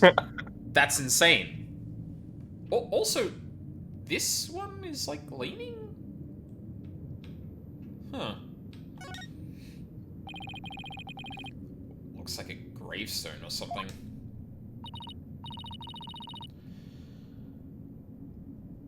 It reads, "Here lies Tematato, age 80."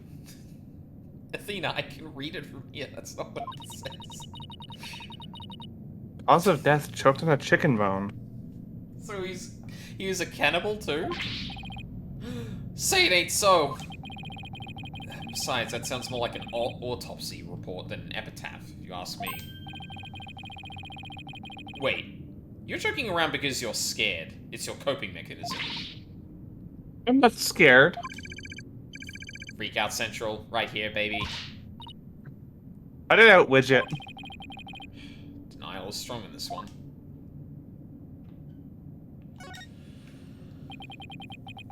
Black feathers. Looks exactly like the ones in the fox chamber. That means the killer must have been in here at some point. Huh. But the mayor swallowed the key.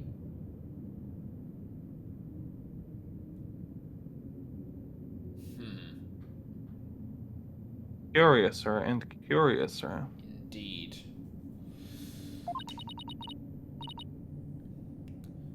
The question is, why?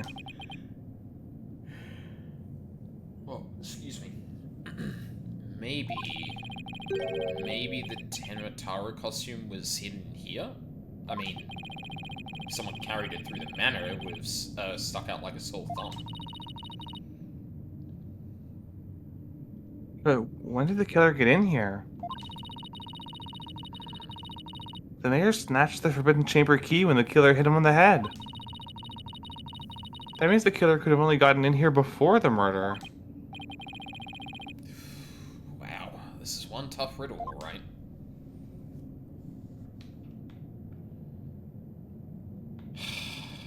Okay.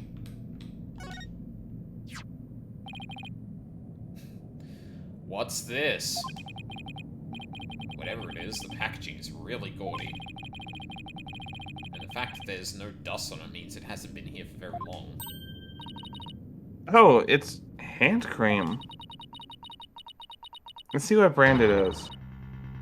Je suis la belle. LaBelle? What the? But then, wouldn't that mean Miss LaBelle was here? I guess so. But why? Well, whoever was dressed up like Tenmataro must have taken a star from here in the Forbidden Chamber. That same person probably dropped this hand cream at the same time. In other words, the Tenmatato impersonator we're looking for is none other than... Florent LaBelle. This might be a big break for us in court tomorrow. Thank God he left this very obvious incriminating evidence at the scene. Your Honor, we found hand cream in the Forbidden Chamber. Guilty. Oh, sorry, not guilty.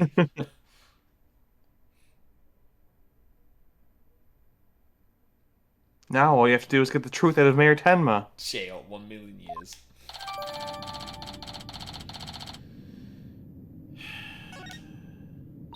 Alright. Guess that about wraps it up. What now? We should probably talk to some of the witnesses again. You mean like Mr. Filch and Jinxie? Yeah, I really want to ask Mr. Filch about the village superstitions and Temataro. Yeah. Did you want to stop here? I know it's getting kind of late for you. I am just gonna double check how much we have left in this segment, because we could just power through. Give me one moment. Yep, all good. Yeah, so we've got like 4 scenes left, so I think we can probably just power through. Okay, no worries then. Yes, so let's slowly make our way out.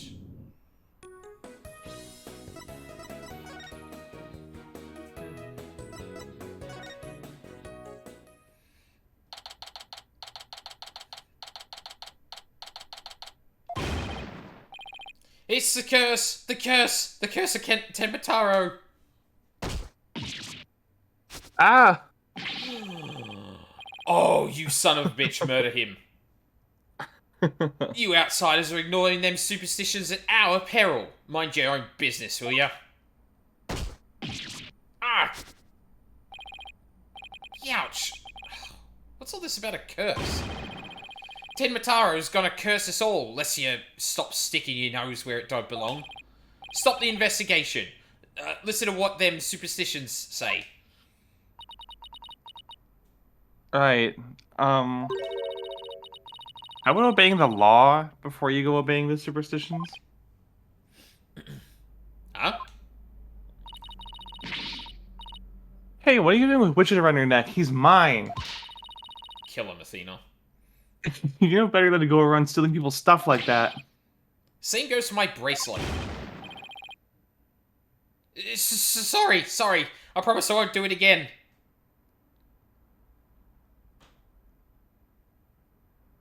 Come on, do the thing.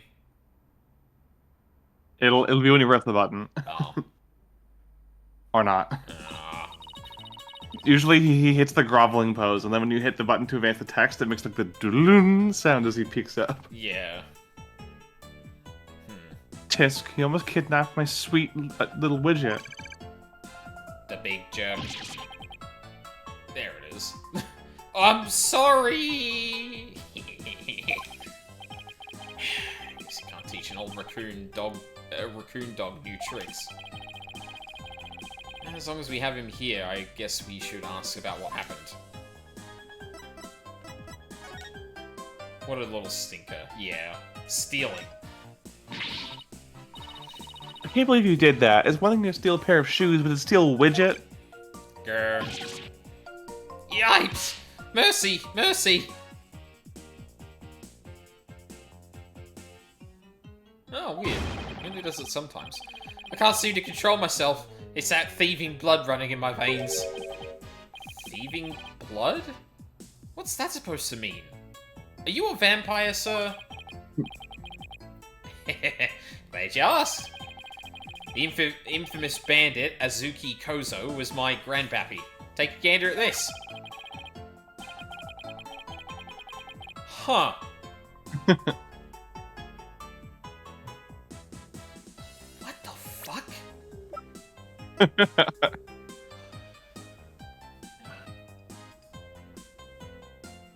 Okay. Alright. What exactly am I looking at? Looks like another one of those yokai to me. It's none other than the Azuki Kozo. Robbed from the rich to give to the poor, he did. And he'd leave one of these figures at the scene of the crime.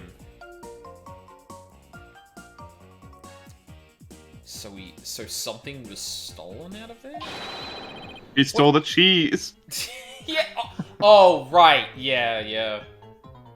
What's more, I'm his grandson because he was my grandpappy. Wow, you don't say. Thieves' honor, it's the honest truth. Ah, the sloshing sound of Azuki beans scraping together in their dead of night. It's the magical sound of dirty money getting washed clean for giving out to the poor. I'm Azuki Kozo, washer of money, giver out of... Giver out! Me when I can't think of a better word for the thing I'm trying to describe. Put the past tense... Put the, sorry, not past tense. There's a word for this. Distributor? No, I'm thinking of... No, the act of putting ER at the end of a word to say that it's a person doing the thing rather than the action itself. The verbing it. Yeah, I suppose. Well, no, it's the opposite of that. It's nouning it. Nouning it, fuck it. The doer. The doer.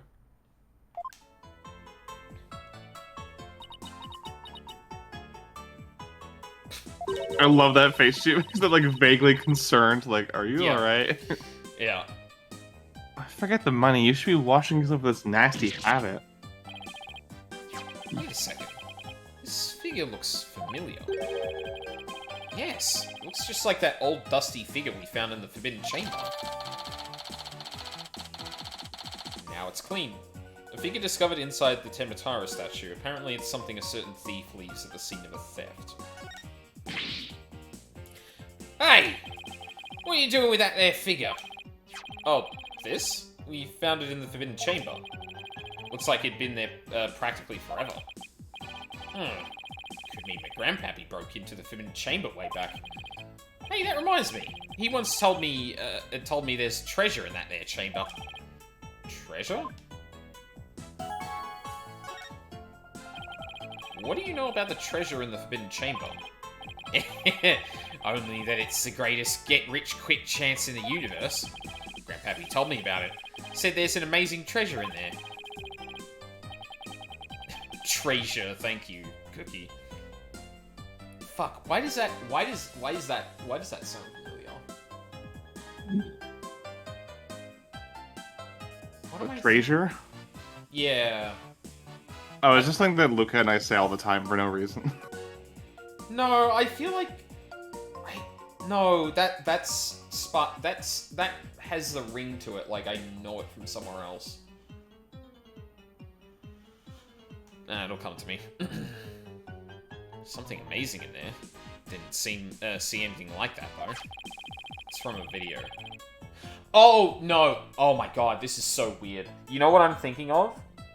What are you thinking of? There is a Wendy's training video that has the owner of...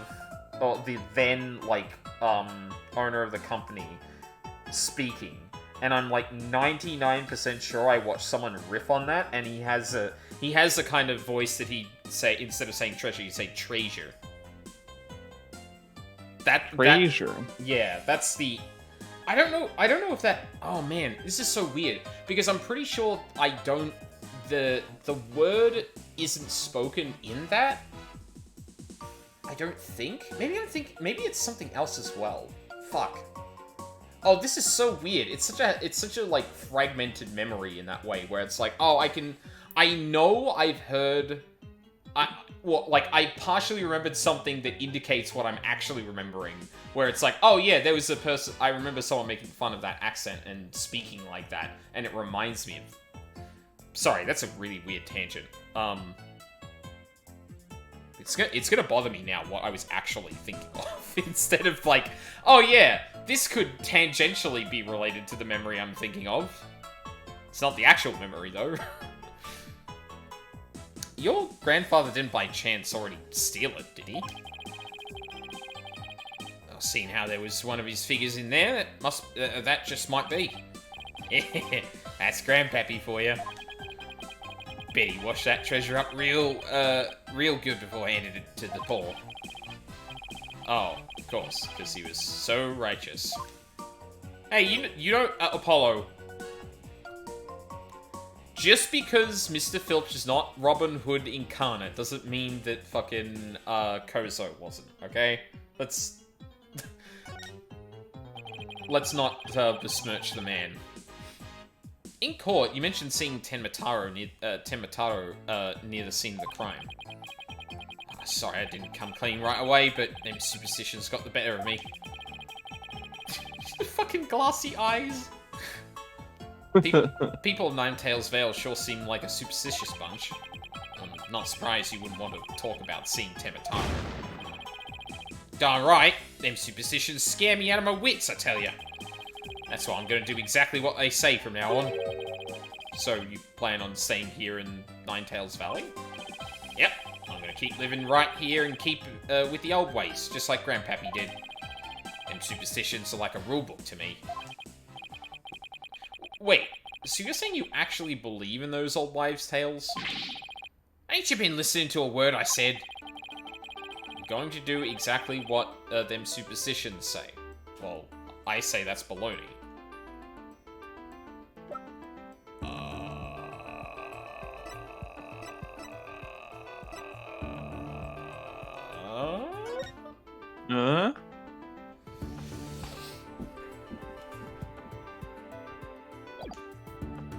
Throw the book at him. It's clearly written right here. Ignoring the superstitions will cost you your soul. There is, however, one way to save it. Your immediate departure from the village. So according to this, you shouldn't even be here, let alone talking with us. You said you plan on staying right here in Ninetales Vale. But if you really believed in the superstitions, you would have been long gone by now. Ah! I know you've been lying to me. Time to come clean, Mr. Filch. Yipes! You were lying about believing in the superstitions, weren't you? Sorry, but I didn't have no choice. So what was the real reason why you couldn't talk about seeing Tenmataro? It's all that pretty boy's fault. Mr. LaBelle, if you know what I mean. You use pretty boy as a slur, Mr. Filch. He told me not to say a word about seeing Tenmataro. Said if I did, he'd do what them superstitions said would happen. So it was Mr. LaBelle who muzzled you? It's a choice of words. Why would Mr. LaBelle want to scare you into silence? Mr. LaBelle was trying to protect that little maid girl. Oh, gal. It was on account of that rumor. The one about her being possessed. That rumor again. It was I that guess you really do. Sorry, Sorry, go go on. on. I guess you really do have to talk to Mayor 10-Minute about the possession rumor. It was that metrosexual guy.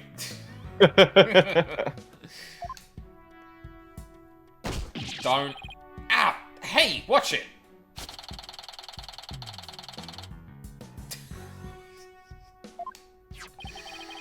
I'll be taking this back now. Kinda like family to me.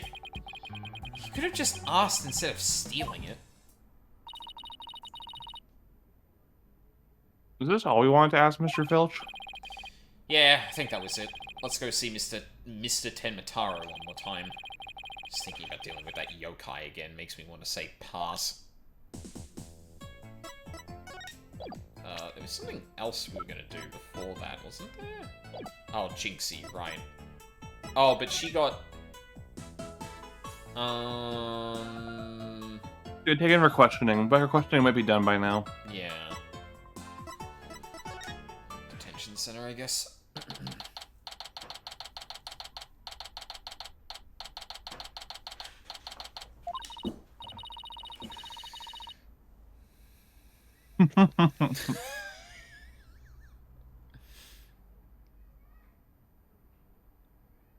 Oh, that's an Athena line. Lord Tenma, your attorneys are here to sue you, your malevolence.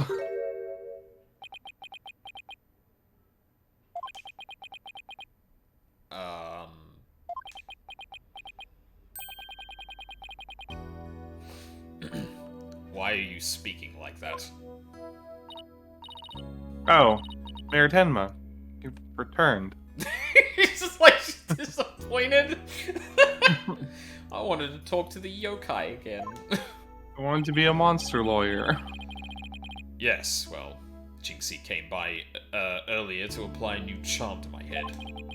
It seems to be suppressing the demon within me. That's a relief.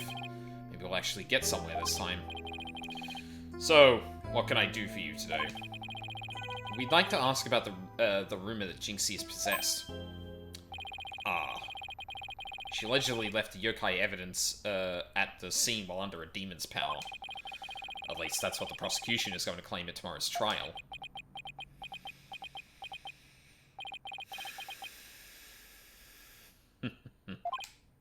Huh? Ah! No match is this warding charm for me! Ah! The charm! Tenmataro is back. Those foolish mortals, they shall regret blaming that child for my doings. He didn't even put on the act for more than a minute before going like, ah, no, I'm Tenmataro. What the fuck? Ah, I blew it. That question brought the yokai back. And he probably won't drop the act until Jinxie's name is cleared either. Sir, why? We'd like to ask you about something your aide, Florent LaBelle, mentioned. Did you know Jinxie is rumored to be possessed? I know not of what you speak. You're not trying to protect Jinxie, are you? I, Tenmataro, Demon Lord of the Yokai, protect a mere mortal. No affections do I possess for your race of humans. Please, we already proved that there was a third party disguised as a yokai at the scene. But if you deny that tomorrow, we'll never be able to clear Mayor Tenma's name. I've already told you. I know not of what you speak. I don't think we'll get anything more out of him. It's all over unless we can somehow prove that Jinxie didn't plant that yokai evidence. Hey, Apollo? I think I've got this one. I think I can prove she didn't do it. Really? Sure. I should be able to use psychology to explain that whole possession thing. Okay. Knock yourself out then. Wow. Nina's really something. Really count on her when I can really count on her when it counts.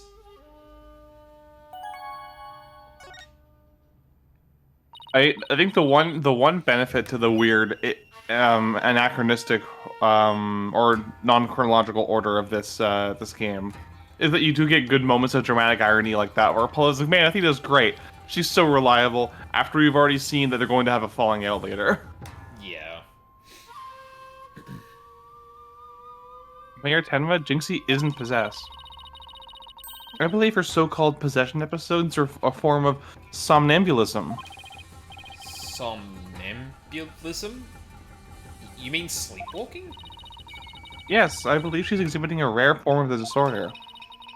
It's usually brought on by repressed stress. Mr. Mayor, didn't her symptoms start soon after she began her job at Ninetales Vale? When the child visited last, she did speak of dreading yokai and how they rob her of sleep each night. I knew it! The lack of sleep is causing her to enter an unconscious state. And that means she can't be trying to protect you, at least not at a conscious level. So then, the Tenmataro that was spotted at the manor wasn't Jinxie? Sleepwalking, eh? That would indeed explain the matter. That would indeed explain the matter. Look, Tenmataro's spirit. It's left the mayor's body. Can you tell us the truth now, Mayor Tenma? Oh my god, I'm so sorry. Very well. It's the least I could do for a superb exorcist such as you. Flip this twice now. Mayor Tenma, you didn't leave those feathers and tracks at the scene, did you? I did not. Neither I nor Jinxie have anything to do with that. That was the killer's doing, no doubt. I knew it! You suspect Florent is behind all this. But why? Did he really want Ninetales Vale that badly? Can you think of any reason why? Looking back, he did seem fixated on Tenmataro for a spell. Ah, could it be?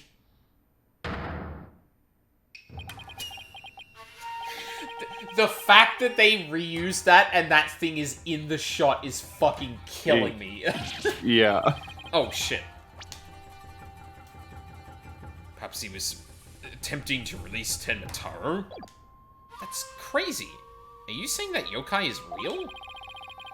Whatever the case, Tenmataro brings nothing but pain and misfortune. It's as the superstitions warn. You must not gaze upon him nor free him from his prison. But how can people actually believe that? Well, at least we know who's behind this whole Tematado thing now. Yeah, I think we need to have another nice long chat with Mr. LaBelle.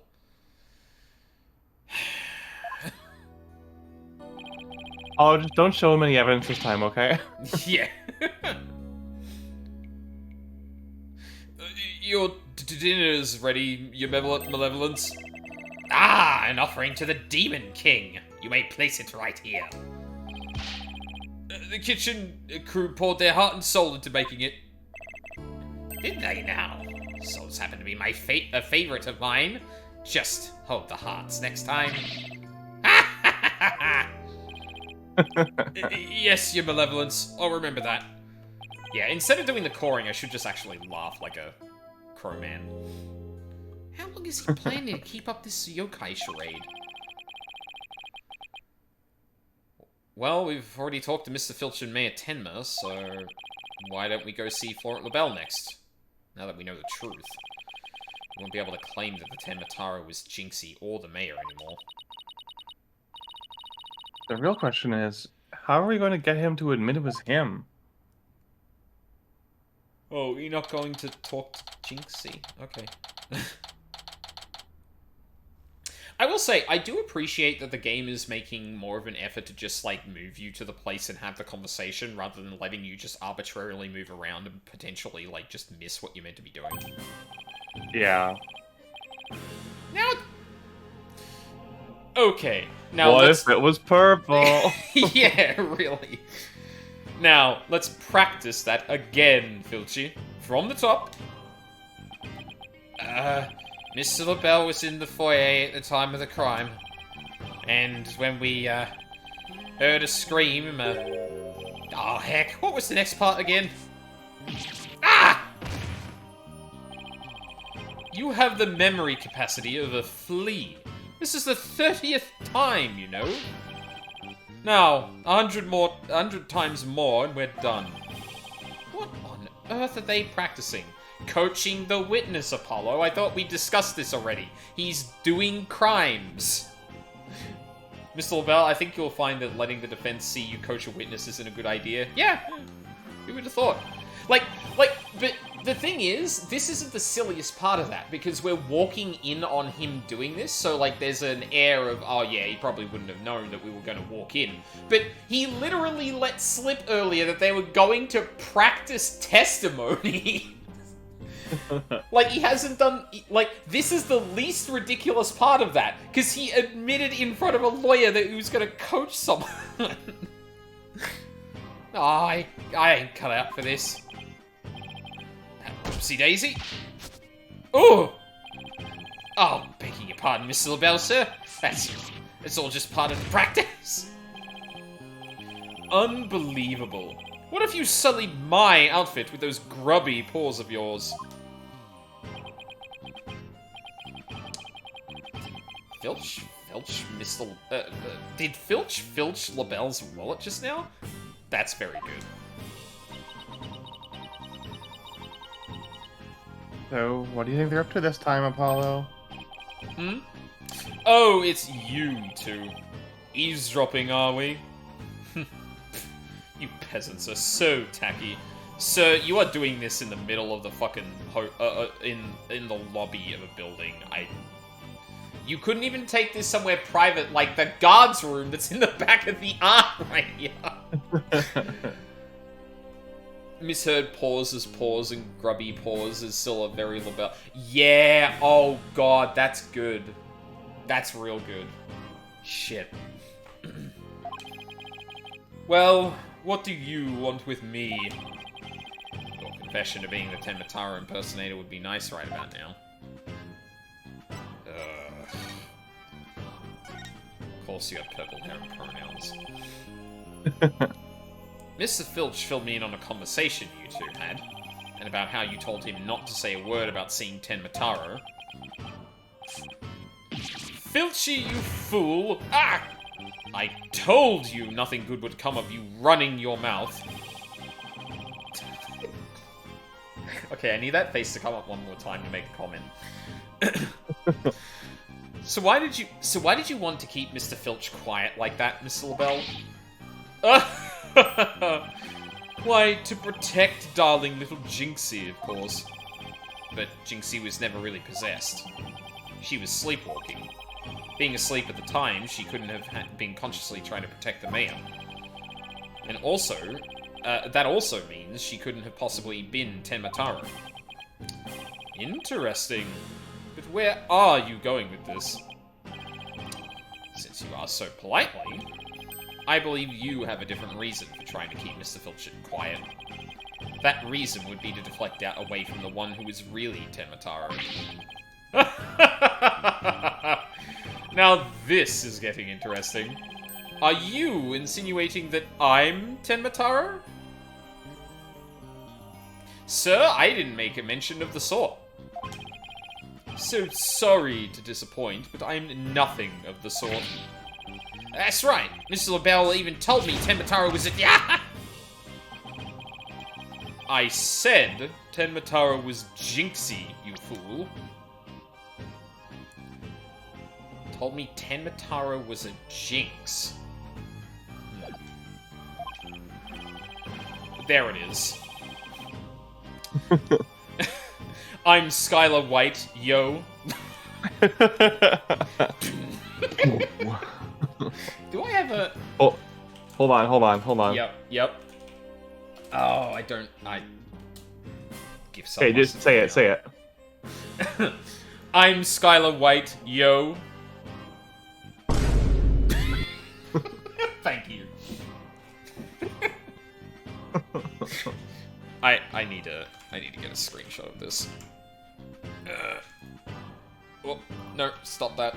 There we go. Honestly, you have the memory capacity of a flea. Practice it 100 more times. Oh. Oh, game?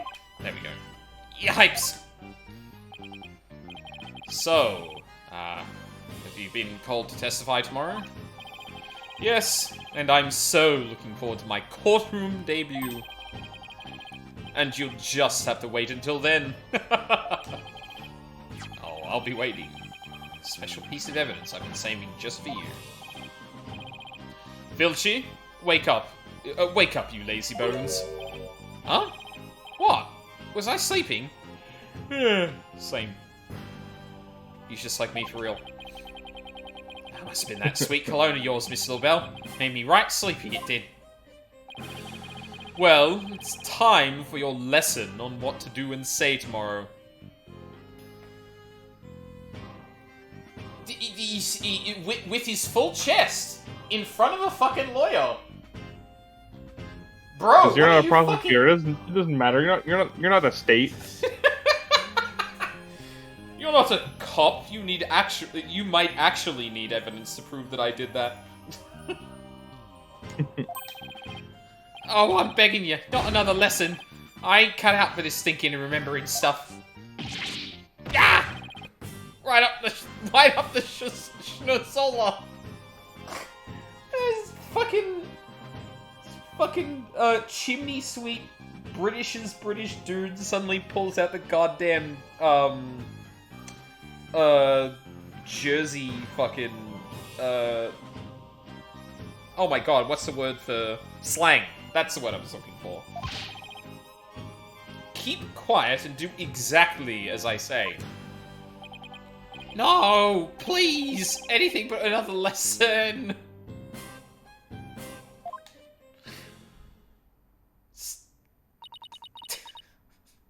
There they go.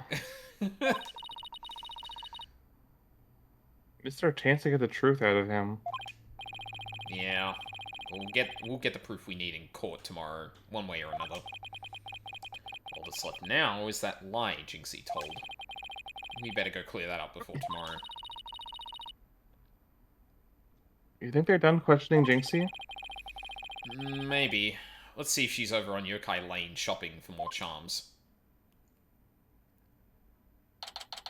It is very funny to me that the simultaneous, hey, we should probably just move the player to the conversation they're going to have next, and here's a very convenient way to move around the map, happened, like, that both of those happened simultaneously, so, like, Yeah. the actual usefulness of the thing they implemented is far less because they're actually better about moving the player around to see all the dialogue.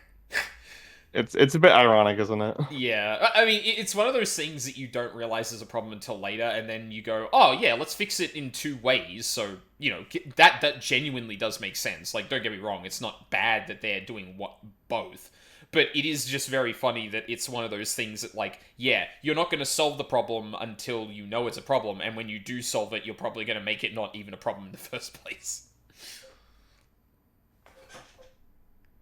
Oh. Azuki in the background. Yeah. Azuki beans are just red beans. Like, they're very popular for sweets. Oh, okay, because I was thinking Azuki, Like, that's the thief. yeah. Oh, damn. She's... It's okay, it's auto-scrolling. Yeah. Accursed nine-tailed fox, the time for settling the score is nigh. My grudge has but festered over time. At last, vengeance will be mine. She must be possessed, or sleepwalking again. Maybe if I speak softly, I won't startle her and get a charm plastered on my forehead. I doubt that. Psst. Psst.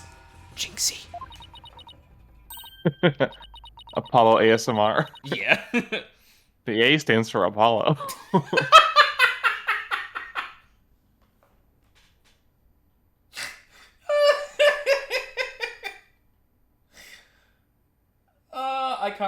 ASMR stands for, or else I'd actually say it. Auditory... Auditory... I can't fucking remember. Huh? Oh, hello, Mr. Demon Lawyer. Oh. Ah, my charm must have fallen off again.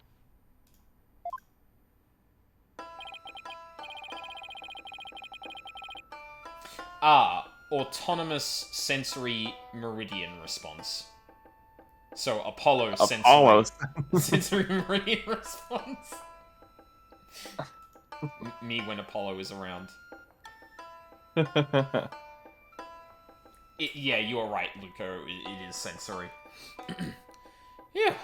It's kind of... Guess I can avoid a charm slap by toning down my cords of steel. Are they been questioning you, Jinxie? Uh-huh. And on the way back, I stopped here to buy a new charm. It was just released. Yeah? Which one? Oh, the one with the nine-tailed fox and Pematato. It shows them dancing together. Really? Two bitter rivals dancing together? Oh, Apollo. Not a fan of enemies to lovers, I see. The yaoi charm. Yeah. Yaoi yoga. Uh-huh. It's a charm for rebuilding burnt bridges. Oh, right. For the municipal merger issue. No, it's for the demon lawyer and the insomniac prosecutor. It'll stop you two from fighting like you did in court this morning. Insomniac, huh? Because she thought that the dark circles under his eyes were because he was being kept up by the Azuki spirit. Oh, prosecutor. Oh, for some reason I processed that as Athena, referencing Apollo and Athena, not Apollo and Blackwell. And Blackwell.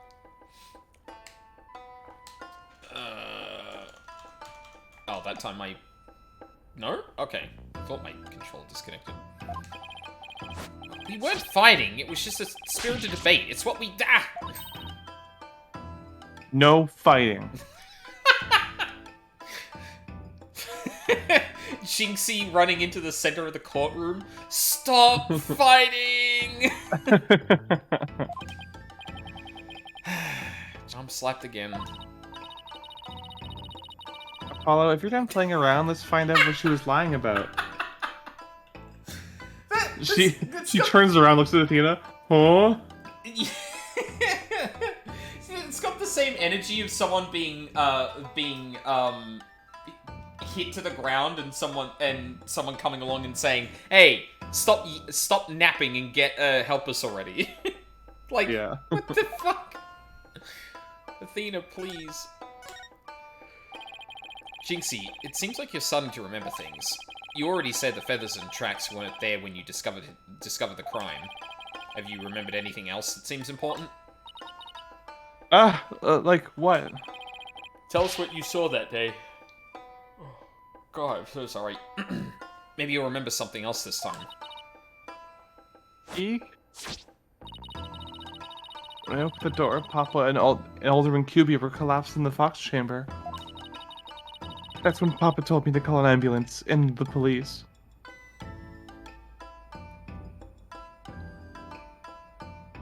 Huh. So they were alive? Well, at least... Huh. That's all he said before he passed out in the chair. I knew it. She's holding something back.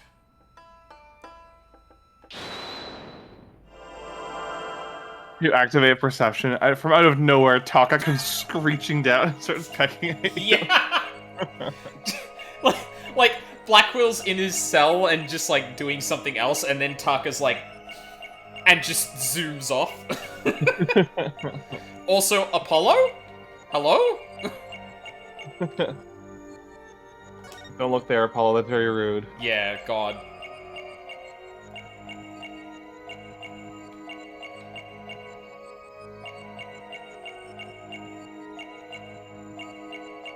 Ah, I see.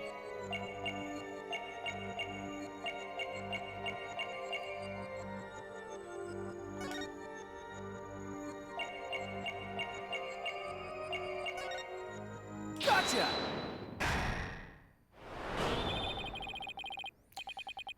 You were very nervous when you said, that's all he said, weren't you? I know, because I saw your fingers move as if you were going to slap someone with a charm. Huh? Listen to me, Jinxie. This is very important. Did Mayor Tenma say anything else to you? It was nothing. He was just talking in his sleep. Talking in his sleep? So you admit that he did say something else? How could you tell? Damn, she repaired that real quick. Only a demon could have such powers. Yeah, well, this is probably the closest you've ever been to correct when calling me a demon.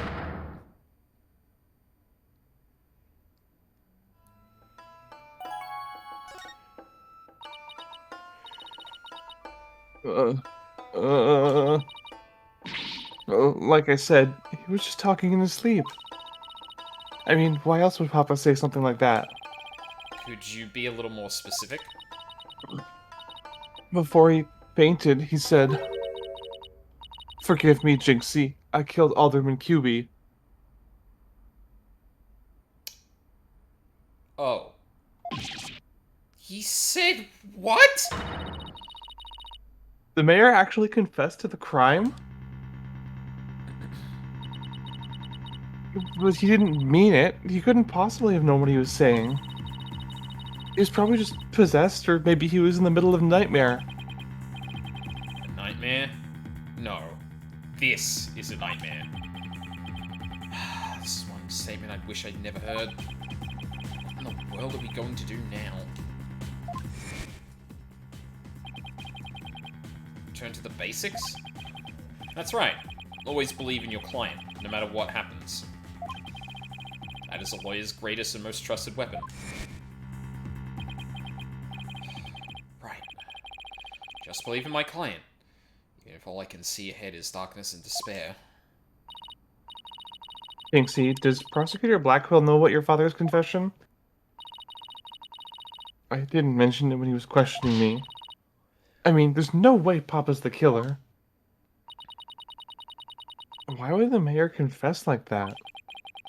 Could he really have been dreaming? Or simply delirious? Who knows, but I sure feel like I'm in a living nightmare right now. Apollo, what are we gonna do at tomorrow's trial? The crime scene was locked tight until Jinxie arrived, and our clients even confessed. Not only that, Jinxie has been accused of planting the yokai evidence. Both the mayor and Jinxie are going to prison if we don't do something. I know. Well, let's see here. Our lack of a third party in the locked room is a major problem. Jinxie has testified that when she first opened the door... Ooh, good track. Alderman QB and Mayor Tenma were the only people she saw in the Fox Chamber. The real killer must have been hiding in there as well. Considering the room was locked tight, that's the only logical explanation. Our mystery person must have then fled the Fox Chamber when it was opened. And that's when Jinxie saw what she thought was Tenma. But Papa and the Alderman were the only people there. I didn't see anyone else. What's going on here? Lapel's extremely pale, but he's far from transparent. So just how did he hide himself at the scene of the crime? Whatever it takes in court tomorrow, Apollo. We have to take down that dirty, rotten Tenma Florent LaBelle. I'll drag him down into the middle of the courtroom and beat him up myself. Right. We'll get him with a legal exorcism, justice style.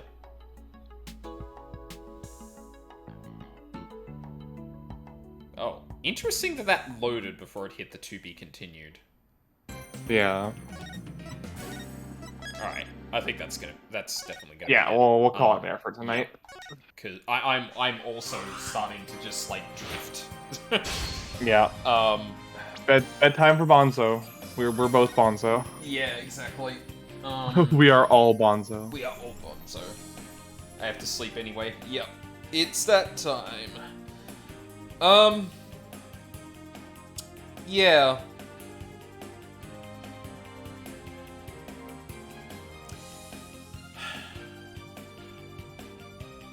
I do like this as a mystery, because, like, even, like, despite the fact that we are, like, being handed, like, evidence that, hey, did you know it's LaBelle? Did you figure out it's LaBelle even before the cutscene played? Oh, but even after that cutscene played? Like, it's still a really compelling mystery, and I do kind of like that they're being forthright with part of it, but then a lot of the rest of the mystery is still kind of, fun to pick apart. Mm-hmm. Because, yeah, I was like, I feel like I'm pretty spot on with the whole doors flung open, hiding to the left, because the statue kind of broke.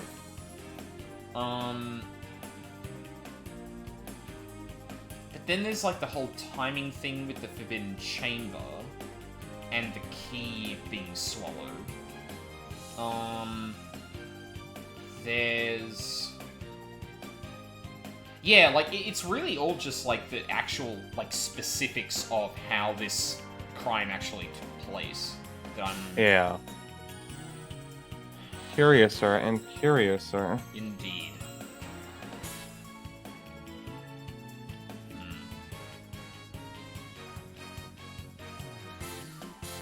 And... Yeah, and then the statement from the mayor is obviously, like, bad on the face of it, but I believe it's something like oh yeah, I put us in this situation, thus I killed him kind of thing. Which would also give credence to the idea that he's pretending to be the yokai to just send himself away, both because of guilt and also to make sure Jinxie isn't actually accused of the crime.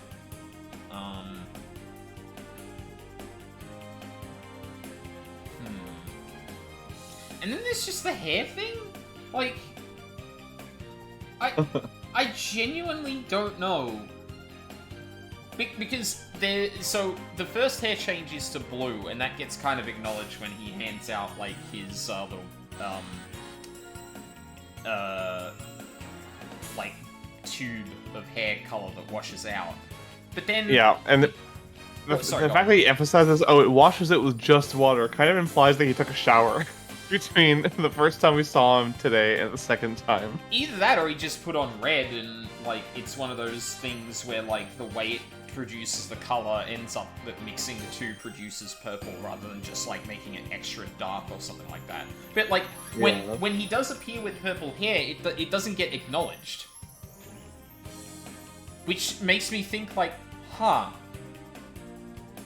Like, they draw attention to his hair color changing, and then they change his hair color again. So I have to imagine that's important, but I can't really put my finger on why? I guess we'll see. We'll find out next trial. Yeah. Huh. But yeah, super big thanks to Mina for still, coming along for a little, a shorter stream. Listen, I love doing this. Yeah, I understand that, but at the same time, like, you know, oh yeah, time zone changing, that'll give you, you know, an extra hour outside of, me not doing stuff. And then, like, I think we've had one stream that was normal since then, and then there was this one where I'm like, you know, 12 PM my time going, like, literally looking like the Lemmy picture of just waking up, going, ugh. I can't believe that I slept in that long just because I didn't have my phone in the fucking room. It's fucking hilarious. Adults these days always on their damn phones. Right. Yeah. Fuck. It reminds me of something my previous housemate used to tell me of, like, hey, I tried to call you, I tried to call you while I was down at the shops. What happened? And I was like, oh, I didn't have my phone on me. And she's like, what kind of fucking millennial are you that you don't have your phone on you at all times? And I'm like, listen. And yeah, evidently that, it didn't even cost me. It cost me 2-3 hours of the day, but a bad one, yeah, evidently. Yeah. She said the exact same thing. But yeah. Well, yeah, we're gonna wrap up for today. So, provided I actually remember to set my alarm tomorrow, we will be getting back into 16. I'm planning on starting a little earlier than usual, because we need to go over something that happened at the end of last stream of that, where the internet cut out and I had to go through a cutscene to actually get to save. So yeah, we're gonna do a little bit of a recap, and I want to make sure I got like a decent amount of time, even though I have to kind of cover that stuff. So yeah, that's happening tomorrow. And then during the week, things are settling down. But honestly, like, I found myself, really torn on what I wanted to stream when I was thinking about doing something on Friday, even though I didn't end up doing anything. Because, yeah, like, I've got equal kind of motivation to do both, like, Elden Ring or,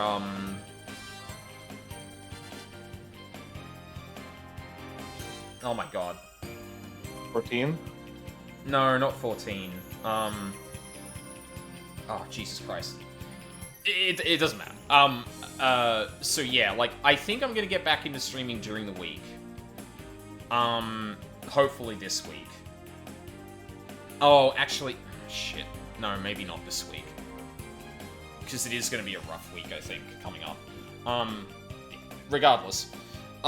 Yeah, so I'm thinking, like, Elden Ring or something else during the week. I don't know why I'm having trouble recalling the word I'm thinking of, but here we are. This is what happens when I'm incredibly sleepy, evidently.